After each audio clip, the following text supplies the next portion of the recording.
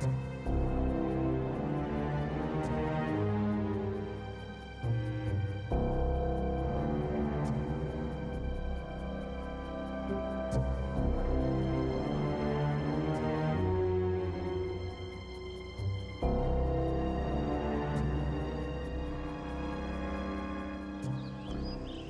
in Stratford-upon-Avon, the home of William Shakespeare, it is very difficult to escape hearing the name of Hamlet. Hamlet mugs and t-shirts are bestsellers in the gift shops. Quotations from the play adorn tea towels, diaries, pens, shop signs, books. The focus on this particular play by the tourist trade is just one indication of how important Hamlet has traditionally been to Western culture. Apart from the Bible, Hamlet is the most quoted work in the English language. Hamlet is a young prince driven to despair by his mother's hasty second marriage to Claudius, his uncle. Hamlet subsequently learns, from his father's ghost, that Claudius is the man who murdered his father. The story of the play deals with Hamlet's vow for revenge and the complexities of his relationships with others because of this vow. The exact date at which Hamlet was written is still open to conjecture. It was entered into the Stationer's Register in 1602, but it is known to have been acted in one form or another as early as 1599. The uncertainty surrounding the earliest performances is mirrored in the choice of text. There are 3 versions of Hamlet available to us from the period. As a matter of fact, the first quarto was probably published by an actor who had wrongly remembered the lines of Shakespeare's play. We're on much firmer ground with the 2 other versions. The second published quarto, billed as a true and perfect copy, is almost twice as long as the first, with clearly Shakespearean poetry. And then there is the first folio of 1623. This doesn't include 225 lines which are present in the second quarto, but it adds another 70. The play is regularly performed here at the Royal Shakespeare Company, and countless academic papers on Hamlet are researched, written and discussed at Stratford's Shakespeare Centre and Shakespeare Institute. Dr. Russell Jackson has worked as textual advisor on several Shakespearean films, including Kenneth Branagh's celebrated Hamlet. Professor Stanley Wells has been the director of the Shakespeare Institute for many years and has written countless books and articles on Shakespeare. Who better than these experts to attempt to define for us why Hamlet has become one of the most influential pieces of world literature? Alas, poor Yorick, I knew him, Horatio. Fellow of infinite jest, most excellent fancy. Why, he hath borne me on his back 1,000 times. And now how abhorred in my imagination it is. My gorge rises at it. Here hung those lips that I have kissed, I know not how.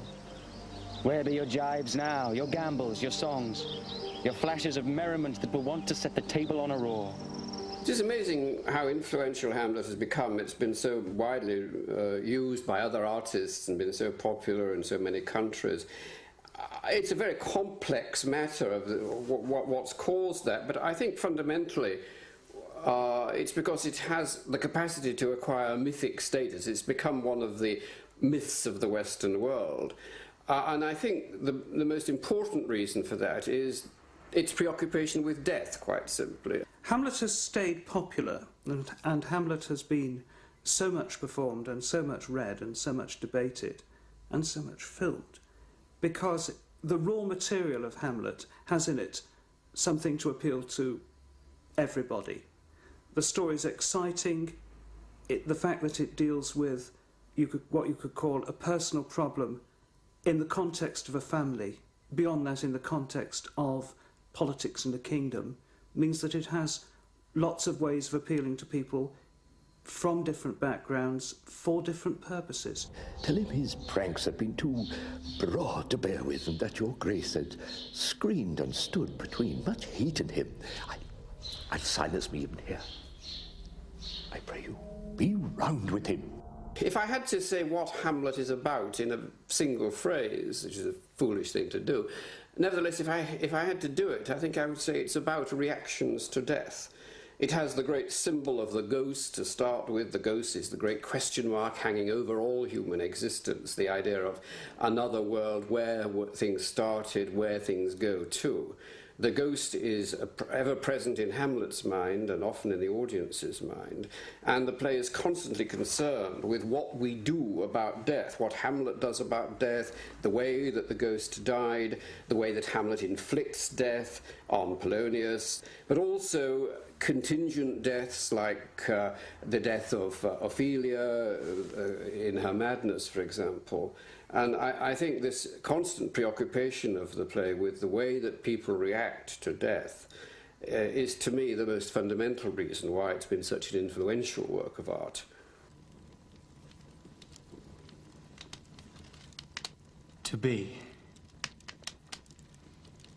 or not to be? That is the question. Whether 'tis nobler in the mind to suffer the slings and arrows of outrageous fortune, or to take arms against a sea of troubles, and by opposing, end them. To die. To sleep no more. And by a sleep to say we end the heartache and the thousand natural shocks that flesh is heir to.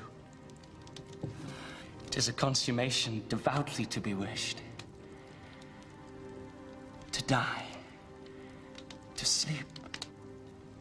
To sleep, perchance to dream. Aye, there's the rub, for in that sleep of death what dreams may come when we have shuffled off this mortal coil must give us pause. There's the respect that makes calamity of so long life. For who would bear the whips and scorns of time, the oppressor's wrong, the proud man's contumely, the pangs of disprized love, the law's delay, the insolence of office, the spurns, the patient merit of the unworthy takes, when he himself might his own quietus make with a bare bodkin? Who would these fardels bear to grunt and sweat under a weary life, but that the dread of something after death, the undiscovered country, from whose bourne no traveller returns, puzzles the will, and makes us rather bear those ills we have than fly to others that we know not of. Thus, conscience does make cowards of us all. And thus the native hue of resolution is sicklied o'er with the pale cast of thought, and enterprises of great pith and moment with this regard their currents turn awry, and lose the name of action.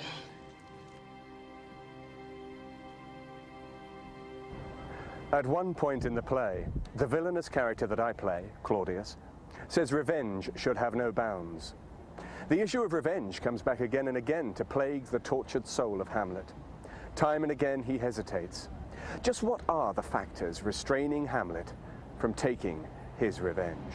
If we have to think about what stops him, the most cynical answer to that, of course, would be the fact that Shakespeare wants to drag out a play, you know, that he has 5 acts to fill, and that's not an entirely flippant suggestion, I think, because Shakespeare did want to write about a lot of different things. He didn't want the play to end until he'd had the chance to write about all the other things that are in Hamlet. But I think fundamentally it must come down to scruples, to conscience. Hamlet refers to conscience. And also, I think the fact that he only finally acts as by instinct.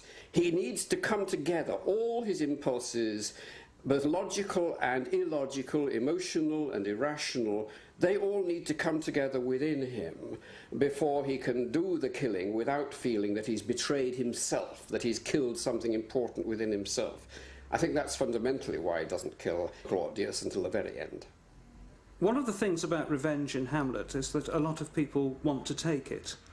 And there's an extraordinary scene in which Claudius, who is about to be the victim of Hamlet's quest for vengeance, is urging someone else to take vengeance on Hamlet. Revenge should have no bounds. Well, revenge isn't a simple matter. If you've got any conscience in the kind of world that Hamlet's in, if you've any belief in God, then you know that God forbids revenge. Vengeance is mine, saith the Lord, and I will repay. when, for example, he has the opportunity to kill Claudius in the prayer scene. Now, might I do it? Pat, he could do it then. But he doesn't do it then because he hasn't all come together. He's not all anxious to do it. The complete man would not be behind it. He would just be doing it in a coldly calculated way. Now might I do it, Pat. Now he is a-praying, and now I'll do it.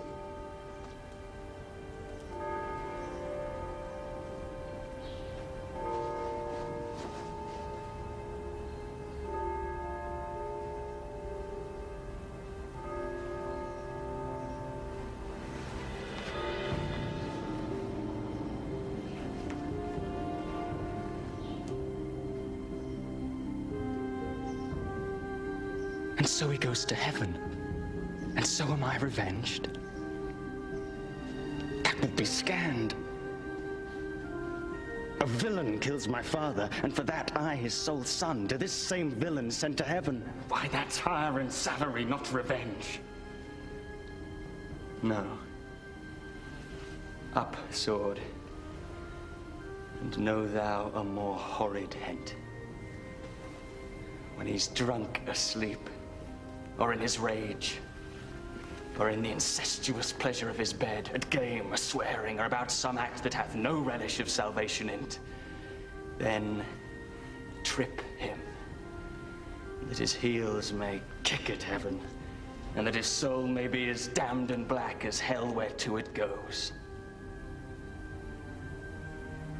My mother stays. This physic but prolongs thy sickly days. The dark, unspoken undercurrents in the relationship between Gertrude and Hamlet occupy the very heart of this great work. To an extent, Shakespeare might be thought to have prefigured the work of Sigmund Freud. Freud, in later years, sought to unravel the part played by sexual feelings in the complex relationship between any mother and son. Psychoanalytical critics have argued that such Oedipal jealousy might be at the root of Hamlet's disturbing description of his mother's marriage. But is that really the case? How now, mother? What's the matter? Hamlet, thou hast thy father much offended. Mother, you have my father much offended. Come, come, you answer with an idle tongue. Go, go, you question with a wicked tongue. How now, Hamlet? Well, what's the matter now? Have you forgot me? No, by the root, not so. You are the queen. Your husband's brother's wife. And would it were not so, you are my mother. Nay, then I'll set those to you that can Come, speak. sit you down. You shall not budge till I set you up a glass where you may see the inmost part of you. Thou do, thou wilt not murder me. Help, help, ho! Down now, black death, for a duck is dead. Me, what hast thou done? No, no, no. Is it the king? When Hamlet gets so upset with his mother in the closet scene, he's already in a pretty disturbed state. He has, after all, just killed. He has committed the act of killing for the first time in his life. Thou rash intruding fool, farewell, I took thee for thy better. Beastly wringing of your hands, let me wring your heart, for so I shall if it be made of penetrable stuff, if damned custom have not brassed it so that it be proof and bullock against sense. What have I done that thou darest wag thy tongue in noise so rude against me? Such an act that blurs the grace and blush of modesty, calls virtue hypocrite, makes marriage vows as false as dice's oaths. What act that roars so loud and thunders in the index? Look you here on this picture, and on this. See what a grace was seated on this brow. Hyperion's curls, the front of Jove himself, an eye like Mars to threaten and command. This was your husband. Look you now what follows. Here is your husband, like a mildewed ear, blasting his wholesome brother. Have you eyes? Could you on this fair mountain leave to feed and batten on this moor? Have you eyes? You cannot call it love. For at your age the heyday in the blood is tame. It's humble and waits upon the judgment. And what judgment would stoop from this to this? Shame, where is thy blush?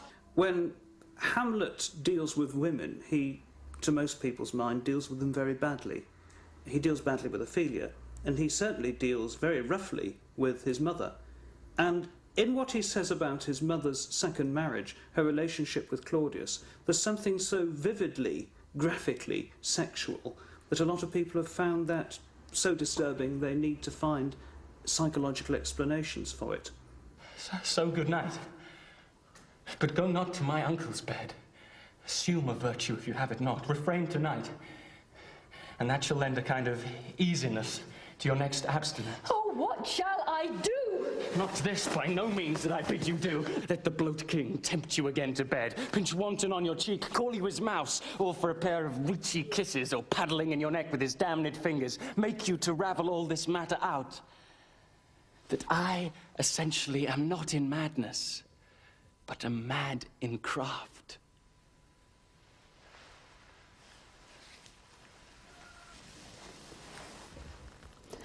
Be thou assured, if words be made of breath and breath of life, I have no life to breathe what thou hast said to me.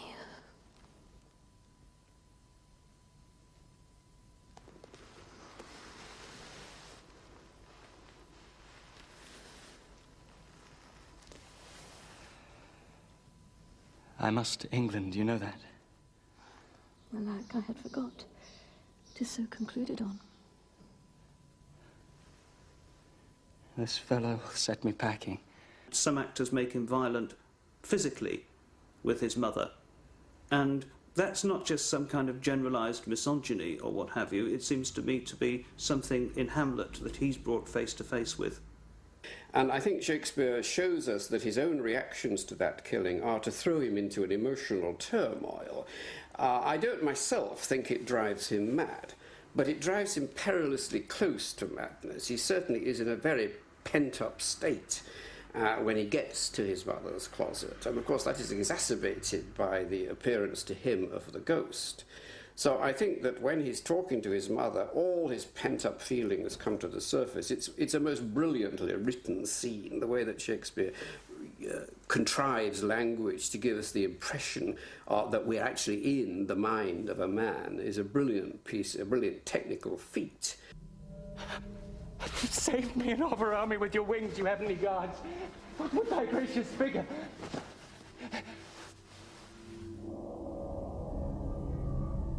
Alas, he's mad. Do you not come your tardy son to chide, that lapsed in time and passion lets go by the important acting of your dread command?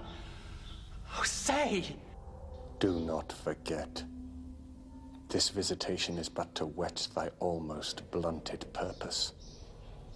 But look, amazement on thy mother sits. O step between her and her fighting soul. Conceit in weakest bodies, strongest works. Speak to her. How is't with you, lady? How is't with you, that you do bend your eye on vacancy, and with the incorporeal air do hold discourse? Whereon do you look? On him! On him! Look you how pale he glares! His form and course conjoined, preaching to stones would make them capable. Do not look at me, lest with this piteous action you convert my stern effects. Then would I have to do with one true colour. Tears, perchance, for blood. To whom do you speak this? Do you see nothing there? Nothing at all, yet all that is I see. Nor did you nothing hear? No, nothing but ourselves. Look you now, how it turns away, my father in his habit as he lived. Look even now as he leaves out the portal. This is the very coinage of your brain. This bodiless creation, ecstasy is very cunning. Ecstasy? Hamlet, as we have seen, treats his mother harshly. He's equally harsh to Ophelia, the young lady he supposedly loves. And this contributes to her eventual madness and suicide. Can his treatment of her in any way be justifiable? Soft you now, the fair Ophelia. Nymph in thy orisons be all my sins remembered. Good my lord, how does your honour for this many a day? I humbly thank you. Well, I don't think Hamlet's behaviour towards Ophelia can be justified, but hardly anything Hamlet does is capable of a simple justification. He's never completely right, I don't think, in anything he does. Towards Ophelia, he behaves quite brutally, but on the other hand, he thinks he's been betrayed. And as far as she's concerned, in the course of the scene, he seems to betray and reject her conclusively. Not I. I never gave you aught. My honoured lord, you know right well you did. And with them words of so sweet breath composed has made these things more rich. Their perfume lost, take these again. For to the noble mind rich gifts wax poor when givers prove unkind. There, my lord. Are you honest? My lord? Are you fair? What means your lordship? That if you be honest and fair, your honesty should admit no discourse to your beauty. Could beauty, my lord, have better commerce than with honesty? Aye, truly. For the power of beauty will sooner transform honesty from what it is to a bawd than can the force of honesty translate beauty to his likeness. This was sometime a paradox, but now the time does give it proof. I did love you once. Indeed, my lord. You made me believe so. I think one may say that Hamlet's treatment of Ophelia is understandable given his own condition, given his state of mind, the state of mind of somebody who has recently, very recently, experienced the murder of his father in mysterious circumstances, which he's desperately trying to unravel, combined with the recent remarriage of his mother to the person that we know, at least, is the murderer of his father. He's in a terrible state of mind. Go thy ways to a nunnery, and quickly too. Or, if thou dost needs marry, marry a fool. For wise men know well enough what monsters you make of them. To a nunnery go, and quickly too, farewell. Heavenly powers, restore him! I have heard of your paintings too well enough. God gives you one face, and you make yourselves another. You jig, you amble, you lisp, you nickname God's creatures. You call your wantonness your ignorance. I'll have no more on't. It had made me mad. I say we shall have no more marriages. Those that are married, all but one, shall live. The rest shall stay as they are. To a nunnery, go. I think another important facet of Ophelia, though, is in the overall large design of the play. You see, Hamlet, the play Hamlet, is partly about reactions to death. Hamlet reacts to his father's death. Ophelia reacts to her father's death. She and Laertes react to her father's death. Now, the death of Polonius causes his daughter to go mad, and it causes his son to seek revenge. Now, in a sense, they polarize out two aspects of Hamlet's reaction to his father's death. Hamlet nearly goes mad. Hamlet certainly wants to take revenge, but Hamlet is a more complex figure. So in a sense, Laertes and Ophelia are simplified portrayals of certain aspects of Hamlet himself, I think. The expectancy and rose of the fair state, the glass of fashion and the mould of form, the observed of all observers quite down. And I, of ladies most deject and wretched, that suck the honey of his music vows, now see that noble and most sovereign reason like sweet bells jangled out of tune and harsh. That unmatched form and feature of blown youth blasted with ecstasy. Oh, woe is me. To have seen what I have seen, see what I see. Although any description of the action of the play gives the impression of a series of grim events, there is actually a great deal of humor contained within it. Does this tension between the comic touches and the obsessions with death account for the play's unusual popularity? Here's a skull now, sir. I've lain you in the earth 23 years. Whose was it? A horse and mad fellow's it was. Whose do you think it was? Nay, I know not. Pestilence on him for a mad rogue. He poured a flagon of Rhenish on me head once. This same skull, sir, was Yorick's skull, the king's jester. This? In that. Let me see. It's a remarkable thing that Hamlet is the funniest of all Shakespeare's tragedies, perhaps the funniest of tragedies. The climactic comedy of the play, I suppose, is in the graveyard scene, which itself is a paradox, isn't it? That you have a really funny character, except that he's digging graves for dead people to be buried in. But that's only one aspect of a sequence of comedy which runs throughout the play. Shakespeare is constantly concerned, in other words, to permit a comic perspective on the tragic action that he's portraying. As thus, Alexander died, Alexander was buried, Alexander returned to dust. Dust is earth. From earth we make loam, and why from that loam to which noble Alexander was convertest, may we not find it stopping a beer barrel? Imperious Caesar, dead and turned to clay, might stop a hole to keep the wind away. Oh, that earth, which held the world in awe, might patch a wall to expel the winter's flaw. We should also remember, I think, that the most comic figure in the play is Hamlet. Hamlet is a wit.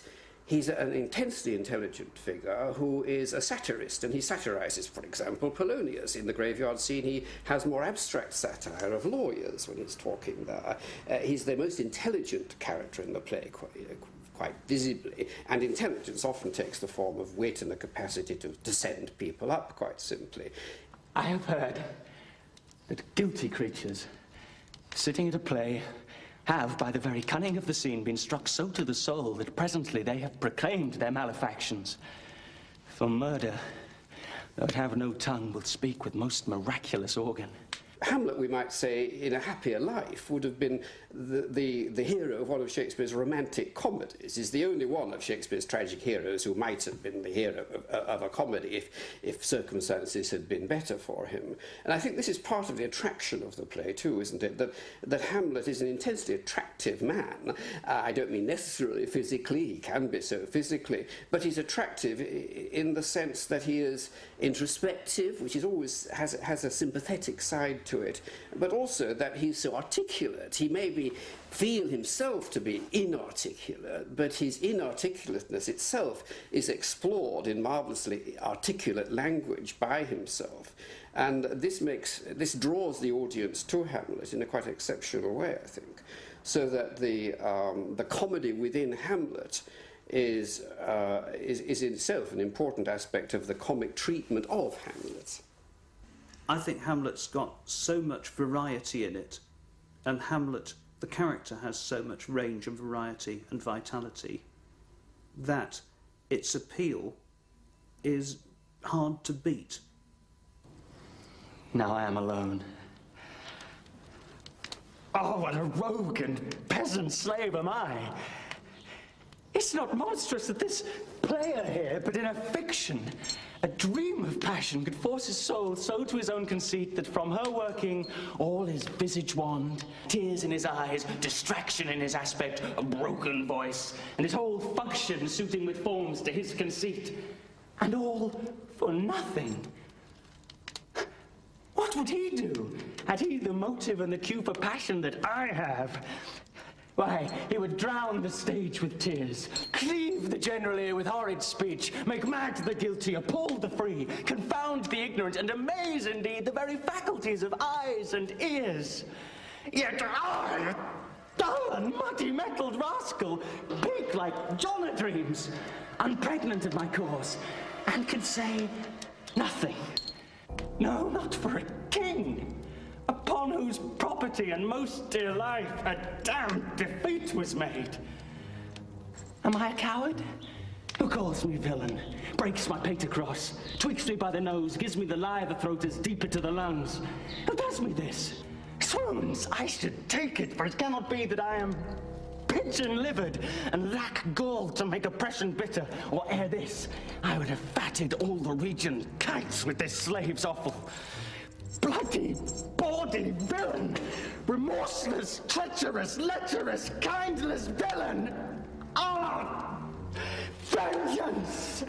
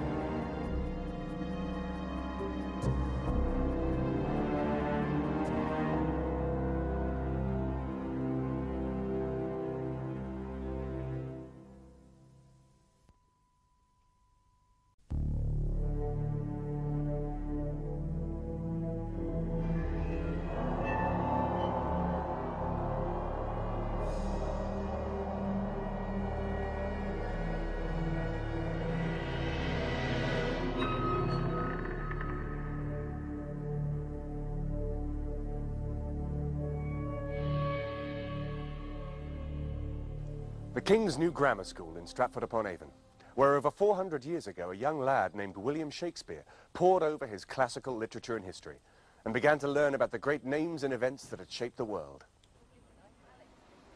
Today, Stratford has changed. It's still the cosy market town of Shakespeare's day, but it has also become the epicenter of the Shakespeare world.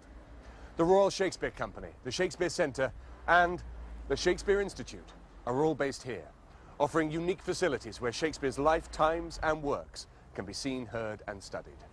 The play Julius Caesar relates the rise and fall of a man whose ambition increased the power and influence of the mighty Roman Empire, but it was also an all-consuming ambition, one that drove Caesar to become emperor and dictator, and which ultimately caused friends to desert him and to loathe him, and finally, to murder him.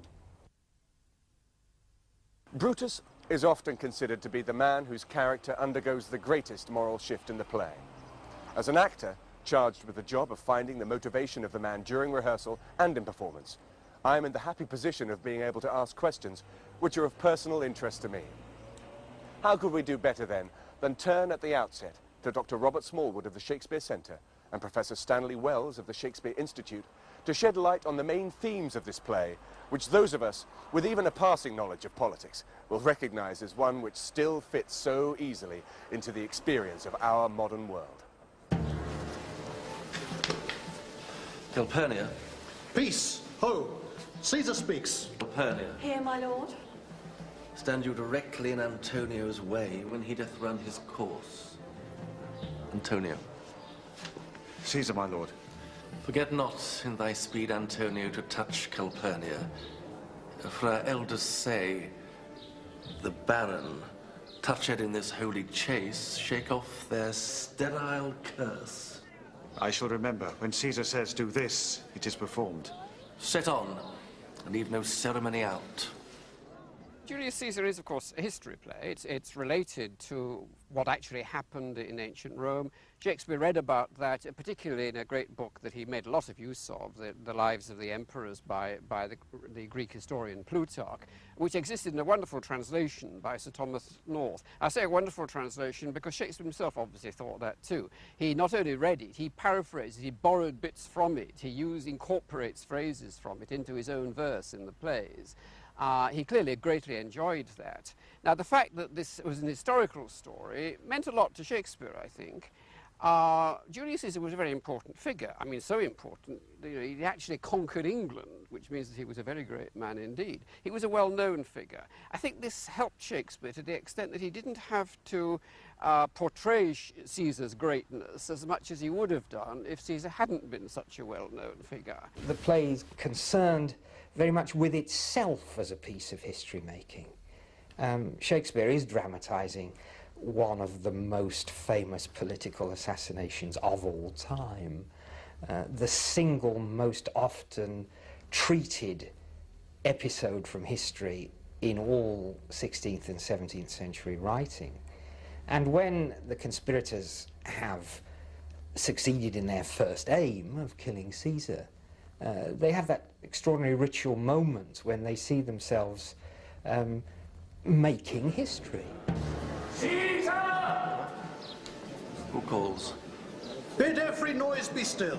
Peace yet again. Who is it in the press that calls on me? I hear a tongue shriller than all the music cry Caesar. Speak. Caesar is turned to hear.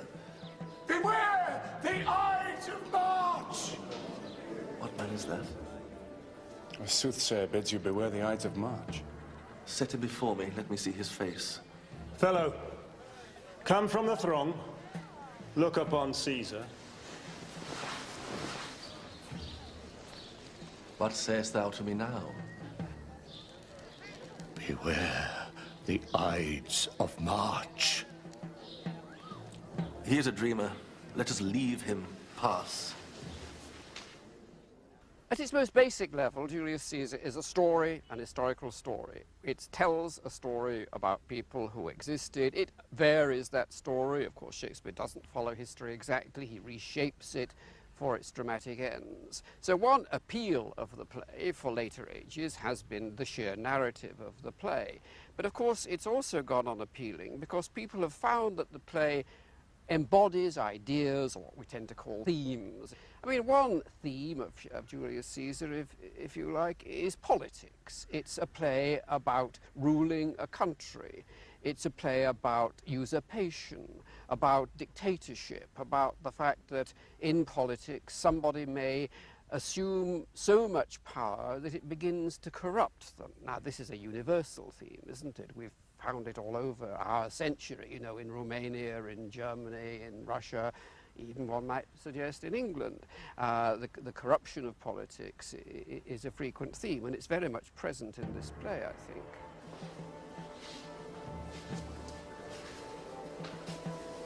Will you go to see the order of the course? Not I. I pray you do. I'm not gamesome. I do lack some part of the quick spirit that is in Antony.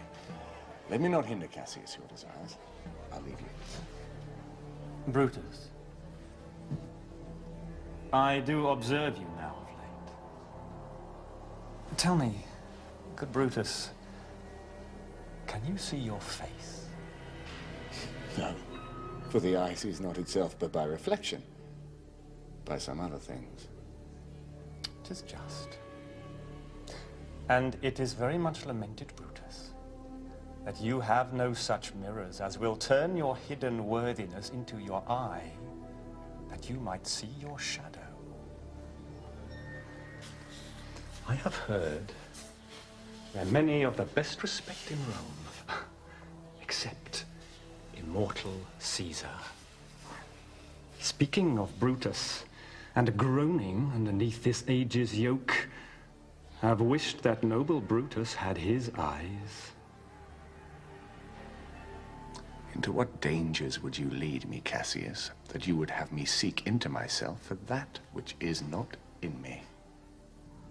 Therefore, good Brutus, be prepared to hear. And since you know you cannot see yourself so well as by reflection, I, your glass, will modestly discover to yourself that of yourself which you yet know not of.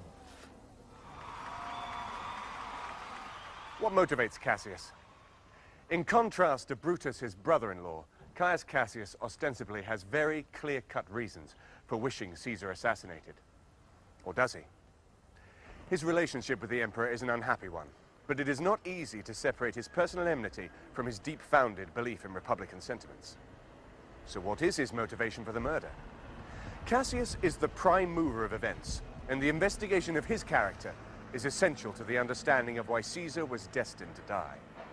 I think Cassius is a very passionate man, actually. Much less of a man of principle than Brutus is, or thinks he is, anyway.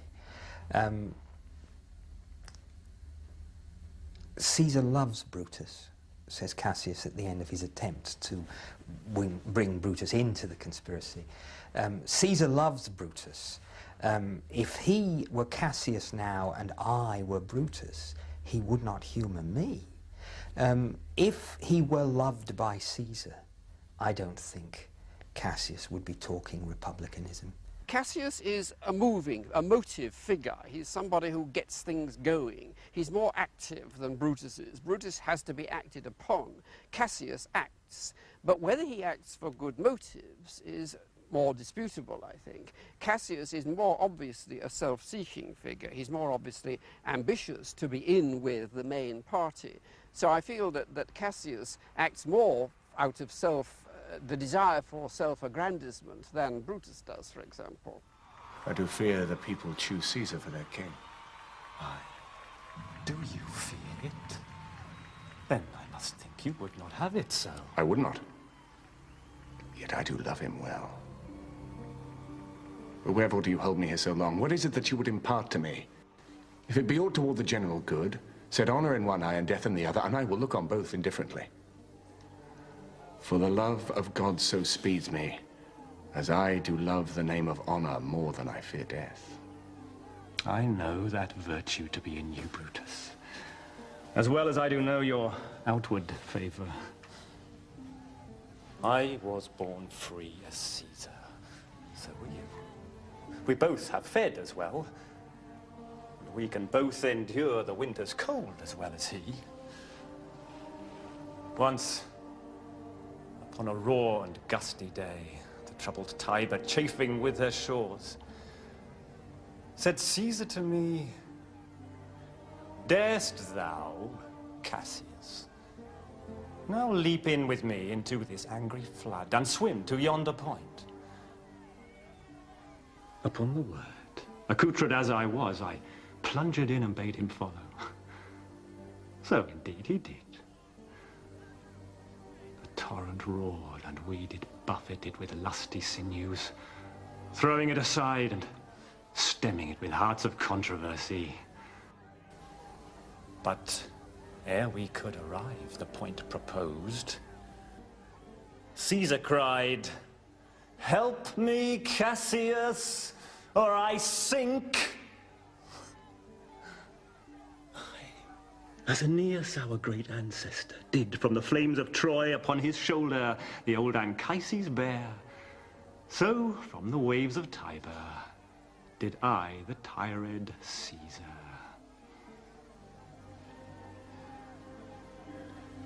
And this man is now become a god. And Cassius is a wretched creature that must bend his body if Caesar carelessly but nod on him. The play focuses upon the judicial magistrate, Marcus Brutus, and it is through him that Shakespeare explores the journey of a man who becomes the victim of his own idealism. Does that idealism make him a noble man, or simply one open to self-delusion? It is an issue which is shared by others, and it is central to the inner conflicts which rack the noblest Roman of them all, as Mark Antony describes him. Brutus, of course, is a noble man in private life. His life was gentle, and the elements so mixed in him that nature might stand up and say to all the world, this was a man from his enemy. Of course, it's easy to be nice about people when you've just bumped them off, but I mean, I think we need to take that at its face value as a description of a man who has lived well, presumably, before the play began, who has admirable personal relationships with the people around him, who's immensely admired, but who, when he moves into the public arena of politics, is utterly hopeless. There's a sense, isn't there, in which Brutus is the main character of the play.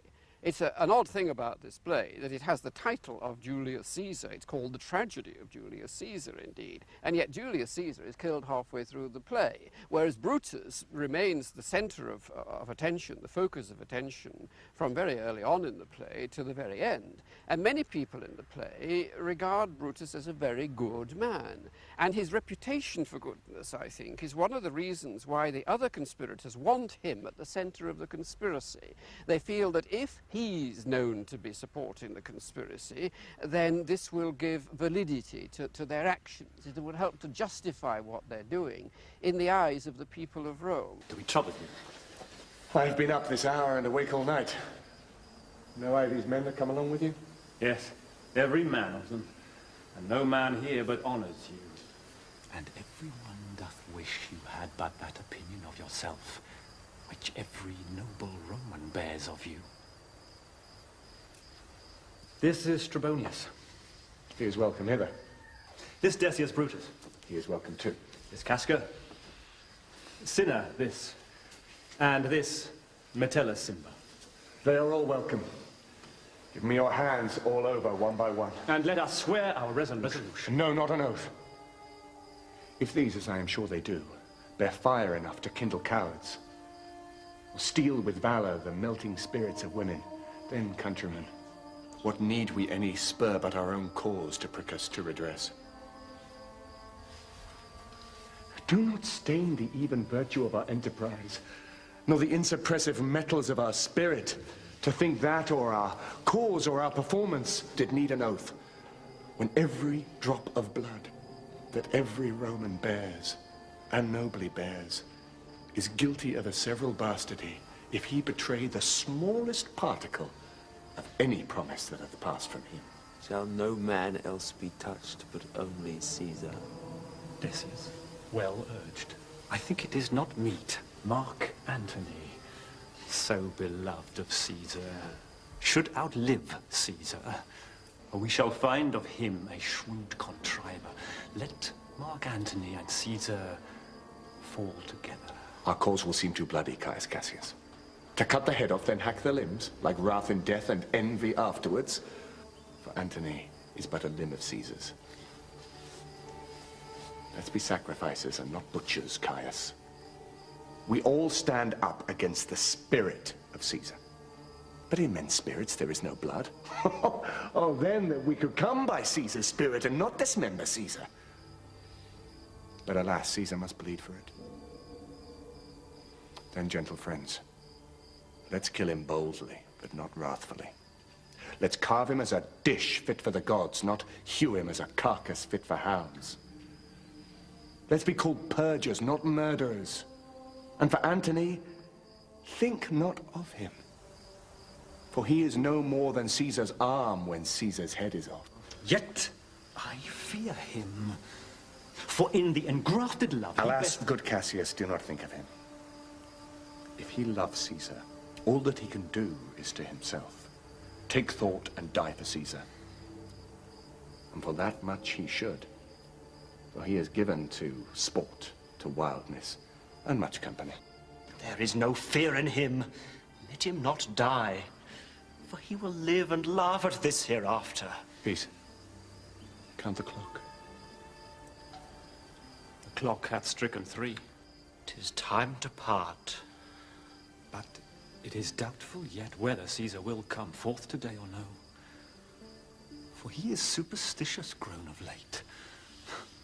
It may be these apparent prodigies, the unaccustomed terror of this night, and the persuasion of his augurers may hold him from the capital today. Never fear that. For if he be so resolved, I shall oversway him. Let me work. For I shall give his humor the true bent, and I will bring him to the capital. We will all of us be there to fetch him.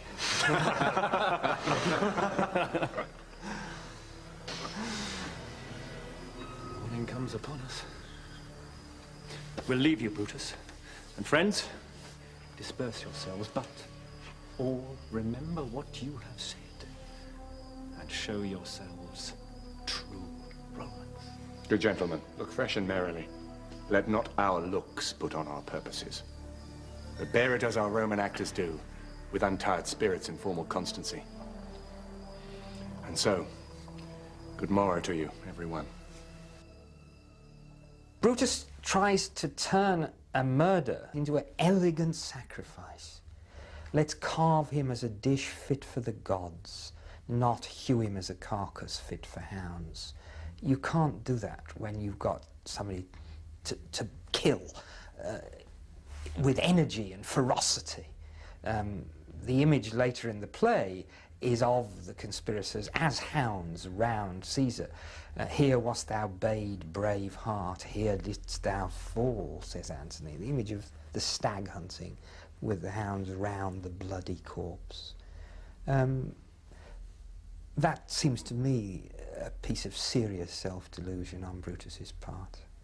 Also, he tries, after the killing, when the blood is running on the floor of the stage, again to create ritual out of it. Stoop, Romans, stoop, and dip your hands in Caesar's blood. Brutus is forced into justifying the murder of Caesar not because of what Caesar has done, because of what he might do. Now, this is pretty dicey, isn't it? To kill somebody in case they do something that you fear they might do.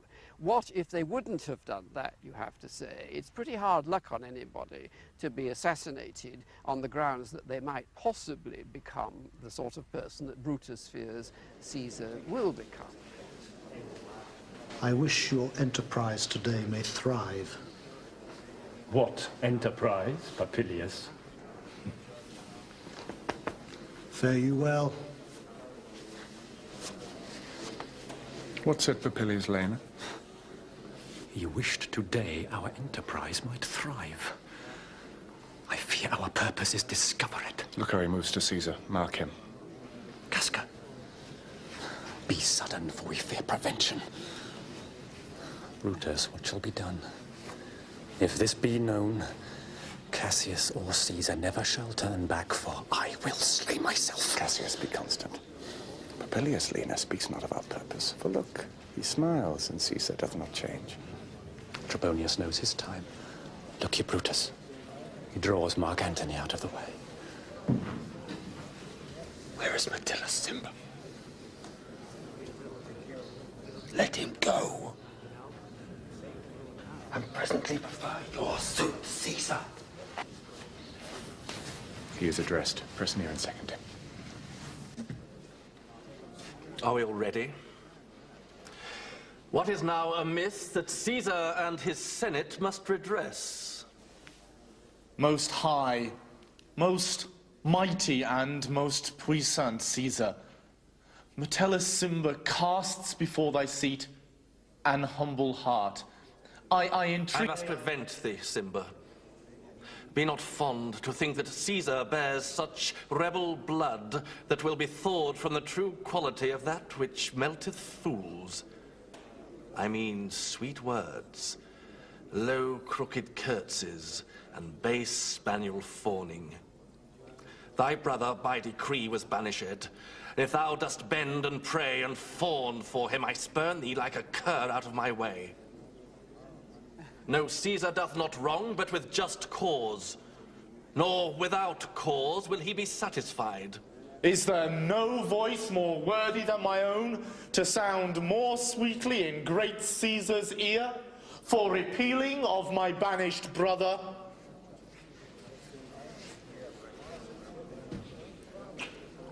I kiss thy hand, but not in flattery, Caesar, desiring thee that Publius Cimber may have immediate freedom of repeal.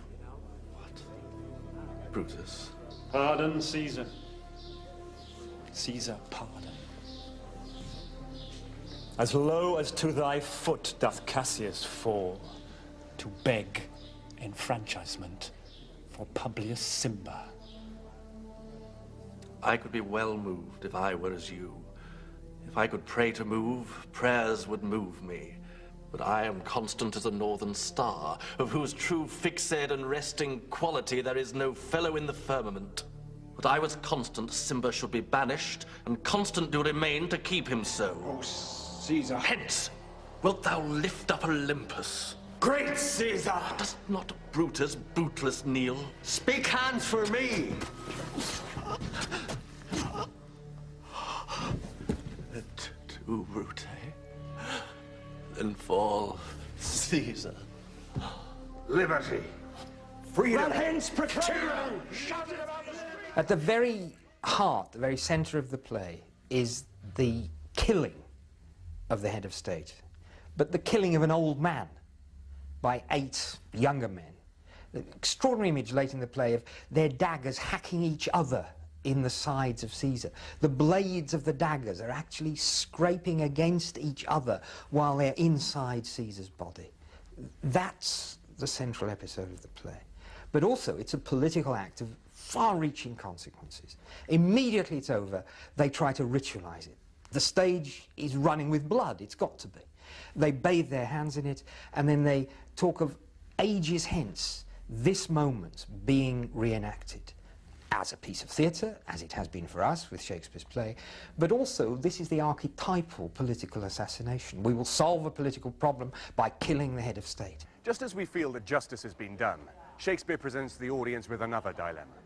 The crowd are swayed one way by Brutus, then violently the other by Antony. If you were one of those listening to the great oratory of Brutus and Mark Antony following the murder of Caesar, which would you believe? Are these rhetorical speeches effective? I think the rhetoric is at the heart of Julius Caesar. It's terribly important, the fact that not only the crowd, but the audience too are swayed by the rhetoric that to some extent Brutus, but to a greater extent Mark Antony employ. Now, Shakespeare is clever about this. He gives Brutus the speech to the crowd after Julius Caesar's death. He gives him the first speech. It's a good speech, but it's a prose speech rather than a verse one. It sways the crowd for a while, but Shakespeare himself keeps in reserve Mark Antony. You know, one of the greatest mistakes that Brutus makes in the play is to allow Mark Antony to speak after Brutus. Brutus ought to have let Mark Antony speak first, and then he would have known what he had to get to stand up against, what he had to compete with. But he lets Antony speak second. Now, Antony is an absolutely brilliant speaker, which is another way of saying that Shakespeare is an absolutely brilliant creator of rhetoric and of rhetorical speeches. And it always seems to me that the most attractive, the most theatrically and dramatically effective aspects of this play are the scenes in which Mark Antony sways the crowd and brings them round to oppose Brutus by appealing to their sentiment about the dead Caesar.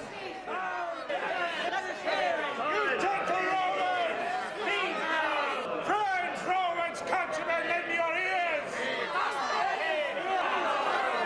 I come to bury Caesar, not to praise him. The evil that men do lives after them, the good is oft interred with their bones, so let it be with Caesar. The noble Brutus hath told you Caesar was ambitious. If it was so, it was a grievous fault, and grievously hath Caesar answered it. Here, under leave of Brutus and the rest, for Brutus is an honourable man, so are they all. All honourable men come I to speak in Caesar's funeral. He was my friend, faithful and just to me. But Brutus says he was ambitious, and Brutus is an honourable man. He hath brought many captives home to Rome, whose ransoms did the general coffers fill. Did this in Caesar seem ambitious? When that the poor have cried, Caesar hath wept. Ambition should be made of sterner stuff. Yet Brutus says he was ambitious, and Brutus is an honourable man. You all did see that on the Lupercal I thrice presented him a kingly crown, which he did thrice refuse. Was this ambition? Yet Brutus says he was ambitious, and sure he is an honourable man. I speak not to disprove what Brutus spoke, but here I am to speak what I do know. You all did love him once, not without cause. What cause withholds you then to mourn for him? Oh, judgment, thou art fled to brutish beasts, and men have lost their reason. Brutus, when they're planning the murder, talks about coming by Caesar's spirit. Oh, that we could but come by Caesar's spirit without killing him. But alas, Caesar must bleed for it. He'd like to kill Caesar's spirit but let his body live on. In fact, precisely the reverse happens. And they kill Caesar's body, and the spirit lives on. Antony, from the very corpse immediately after the assassination, releases the spirit. Caesar's spirit, thirsting for revenge with Arte by his side, is released to sort of haunt the cause of the Republic. Good boy. Good night. Let me see. Not the leaf down where I did leave it. Here it is, I think. How ill this taper burns. Who comes here? I think it is some weakness in mine eyes that shapes this monstrous apparition. It comes upon me. Art thou anything? Art thou some god, some angel, or some devil that makes my blood cold and hair to stir? Speak to me what thou art. Thy evil spirit, Brutus. Why comest thou? To Tell thee thou shalt see me at Philippi. Well, then I shall see thee again. Aye, at Philippi. Why, I shall see thee at Philippi then. Now I have made my heart strong, it vanisheth. Ill spirit. I would have had more words with thee. Julius Caesar is a play about history, about Roman history, just as the English history plays are plays about the history of England. But of course the play ends, as some of the English history plays do, in multiple deaths. To that extent it is a tragic play. It isn't a single tragedy, it isn't a one-man tragedy, as one might say Macbeth is, or King Lear is, or Hamlet. But nevertheless, if one had to choose a single figure of the play as a tragic hero, it certainly wouldn't be Caesar. Caesar is the centre of the play up to the end of Act 3, but the figure whose story runs through the play and whose death is the real emotional climax of the play is Brutus. So if this is a tragedy, it's not the tragedy of Julius Caesar, it's the tragedy of Marcus Brutus. O conspiracy, seek'st thou to hide thy dangerous brow by night when evils are most free? Or then by day, where wilt thou find a cavern dark enough to mask this monstrous visage?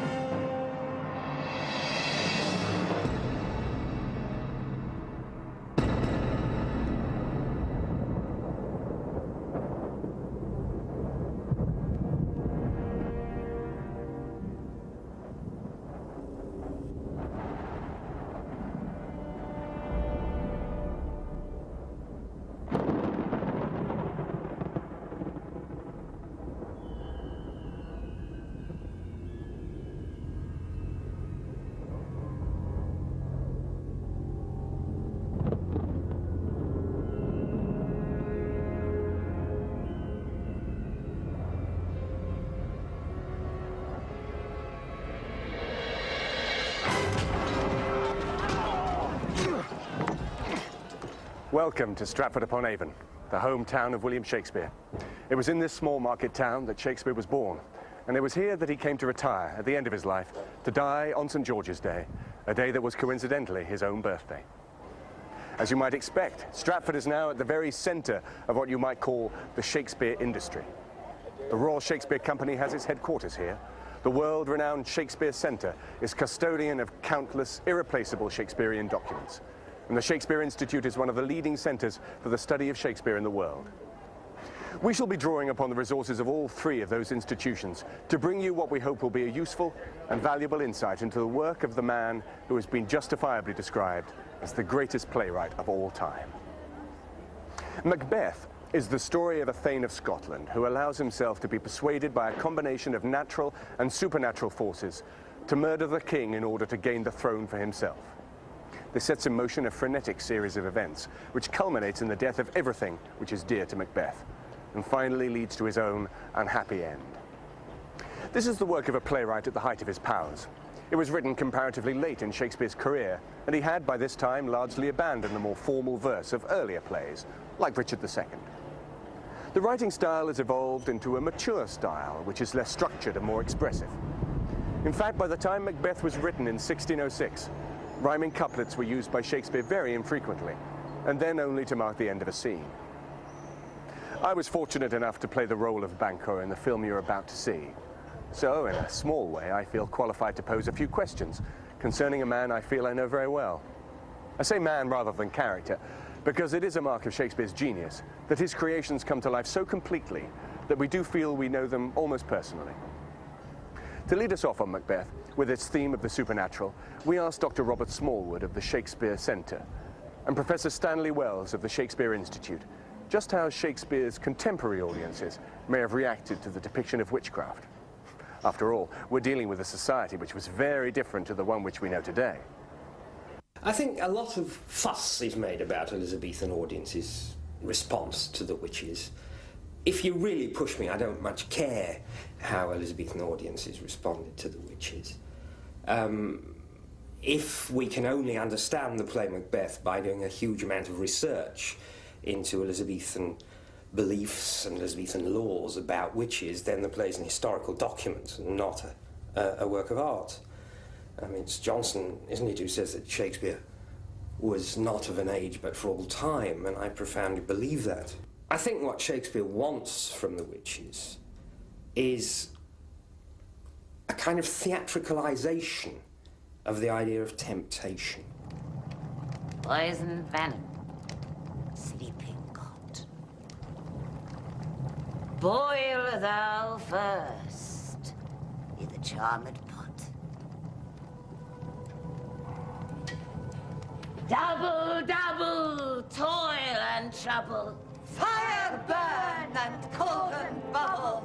The witches are always a problem for modern audiences, for modern directors, of course.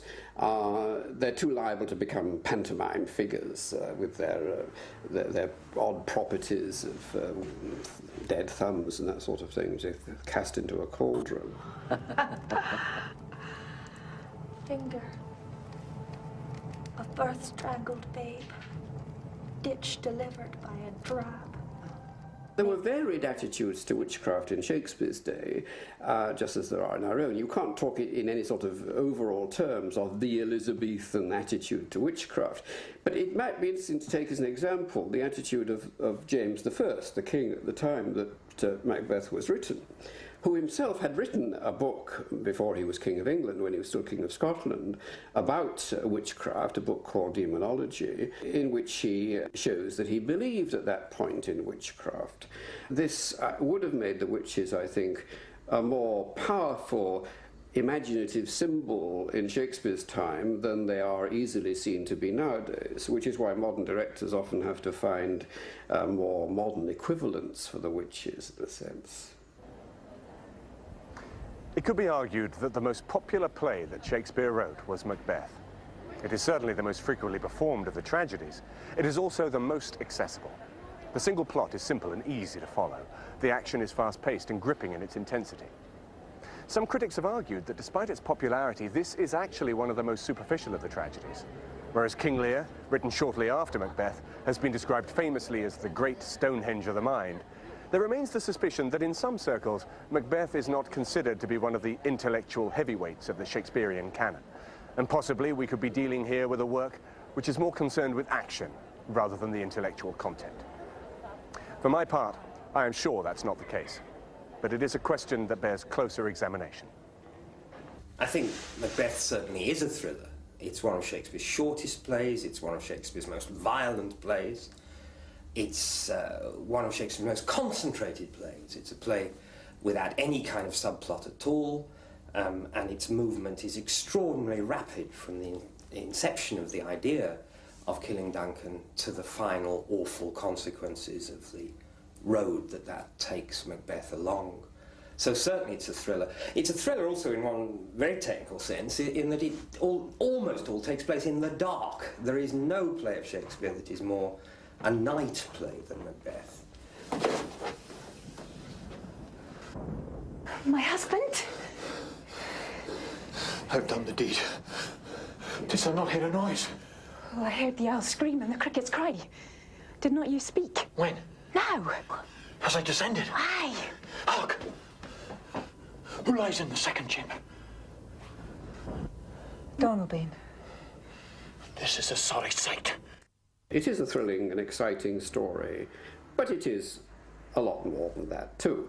It's a play that works on many levels at once. And it's primary. The reason why it's regarded as a great play, I suppose, rather than just a good melodrama, is the way that it does explore more fundamental aspects of the human condition. This one cried, "God bless us." Amen, the other. They had seen me with these hangman's hands, listening their fear. I could not say amen when they did say, "God bless us." Consider it not so deeply. But wherefore could I not say amen? I had most need of blessing, and amen stuck in my throat. These deeds must not be thought after these ways, so it will make us mad. Macbeth is accompanied in the early part of the play by my character, a fellow warrior and noble of Scotland called Banquo. While Macbeth takes the path into darkness and evil, Banquo remains true to the noble qualities and loyalty, which we can see is in him. Critics often comment that Banquo is the mirror image of Macbeth, the Macbeth that could have been, had he stayed on the right path. It is a topic that hopefully repays some detailed examination.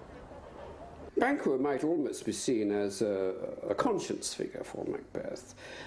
He is important partly because in the opening episode in which he and Macbeth are first seen, Banquo and Macbeth come on together. Both of them are presented with the same temptation, but Banquo is the one who doesn't yield to temptation. As the play goes on, Banquo retains this symbolic function as a sort of counterpoint to Macbeth as his conscience, in the sense that Macbeth has to kill Banquo. He has to kill his conscience before he can go on to commit the crimes of the rest of the play.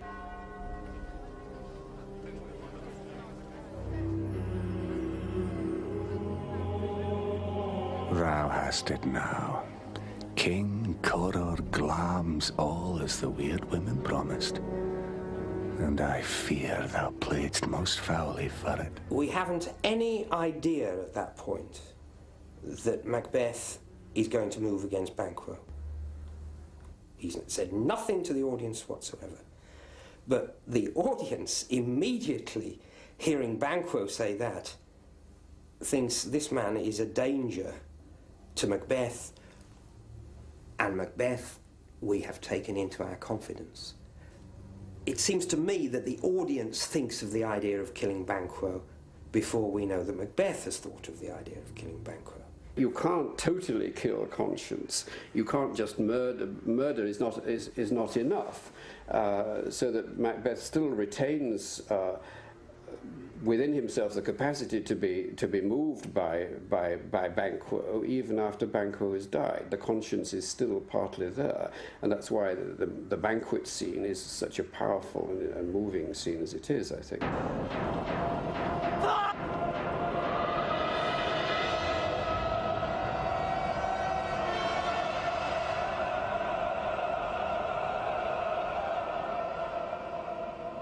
The relationship between Macbeth and Lady Macbeth alters dramatically by the time Macbeth has committed the last of his crimes. She famously descends into madness, while he appears to be gathering strength and resolve to, in his words, try the last. Macbeth and Lady Macbeth in the earlier part of the play are portrayed as an ideal married couple.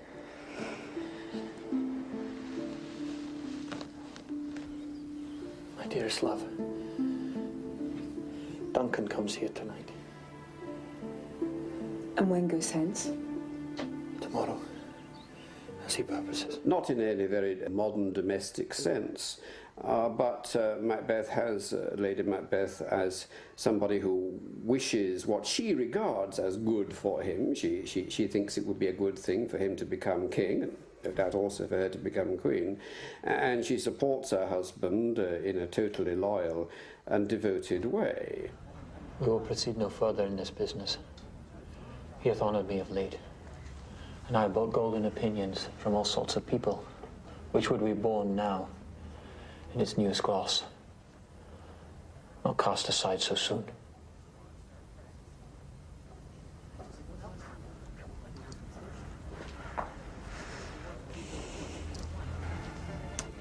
Was the hope drunk wherein you dressed yourself? Hath it slept since? And waits it now to look so green and pale on what it did so freely.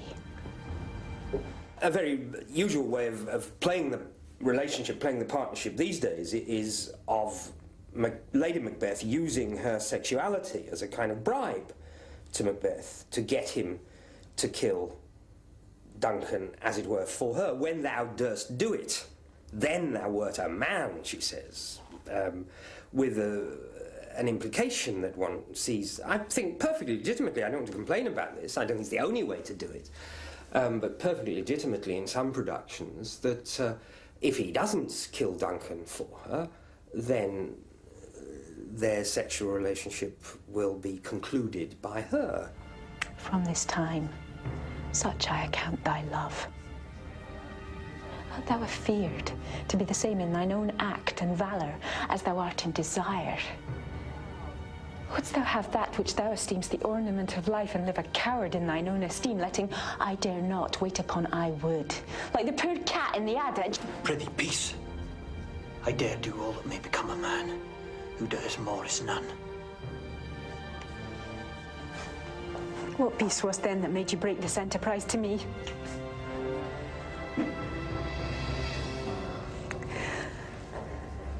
When you durst do it, then you were a man. And to be more than what you were, you would be so much more the man. Nor time, nor place did then adhere, yet you would make both. She wants Duncan killed, but needs his physical strength to get it done. He, in a sense, also wants to kill Duncan. I mean, we see that in the soliloquies with which he responds to the witch's prophecy that he'll be king. He wants that power very, very badly. But he has the physical strength of doing it, obviously, because Duncan's an old man, or normally portrayed as old. He's got the physical ability to do it, but actually he doesn't have the willpower to do it without her. So they absolutely need each other for this first phase of the play. I have given suck, and know how tender 'tis to love the babe that milks me. I would, while it was smiling in my face, have plucked my nipple from his boneless gums and dashed the brains out. Had I so sworn as you have done to this?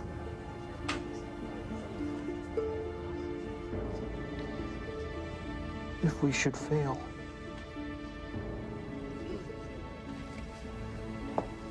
We fail. But screw your courage to the sticking place. And we'll not fail. But it's a relationship that breaks down. And it breaks down after the murder of Duncan. It begins to go. Macbeth seems to feel it's necessary to act on his own. And Lady Macbeth fades out of the picture. That from the moment the deed is done, Macbeth is off stage 12 lines. And he comes back, in his own words, with his eternal fate sealed. 12 lines to seal your eternal fate. He comes back, and from that moment, they're not talking the same language. He's talking about Macbeth has murdered sleep, and that one cried sleep no more, and the other answered, and he couldn't say amen, and so on. And Lady Macbeth saying things like, oh, there are two lodged together. You know, like some little seaside landlady, really, all of a sudden. And he's in the wilds of self-destructive imaginings. A little water clears us of this deed. A little water clears us of this deed. How easy is it then? Your constancy hath left you unattended. More knocking. Get on your nightgown, lest occasion call us and show us to be watchers. Be not lost so poorly in your thoughts. To know my deed, 'twere best not know myself. No, they're not talking the same language at all at this point. And of course, the next time we see them together, they are a very, very long way apart indeed. Macbeth has conceived the idea of killing Banquo by this point, and he tells Lady Macbeth not to bother about it. There's comfort yet. They are assailable. What's to be done?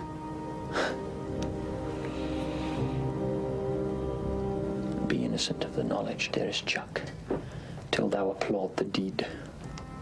Be innocent of the knowledge, dearest Chuck, till you applaud the deed. What a patronising thing to say, you know. Don't trouble your pretty little head about it, darling. And a little bit after that, he's dismissing everybody. Let every man be master of his time till 7 at night. To make society the sweeter welcome, we'll keep ourselves till supper time. Alone. Well then, God be with you. We'll be alone till 7 at night. Till supper, we'll keep ourselves alone. Meaning get out of here as well, you, Lady Macbeth, as all these other superfluous courtiers.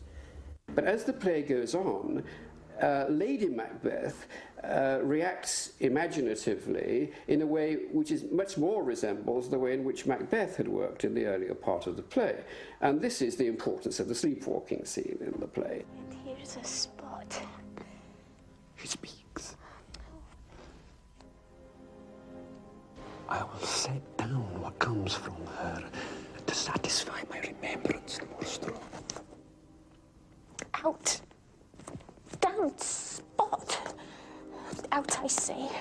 And the sleepwalking scene shows us the subconscious that Lady Macbeth, we may assume, has had to suppress, to clamp down on in the earlier part of the play.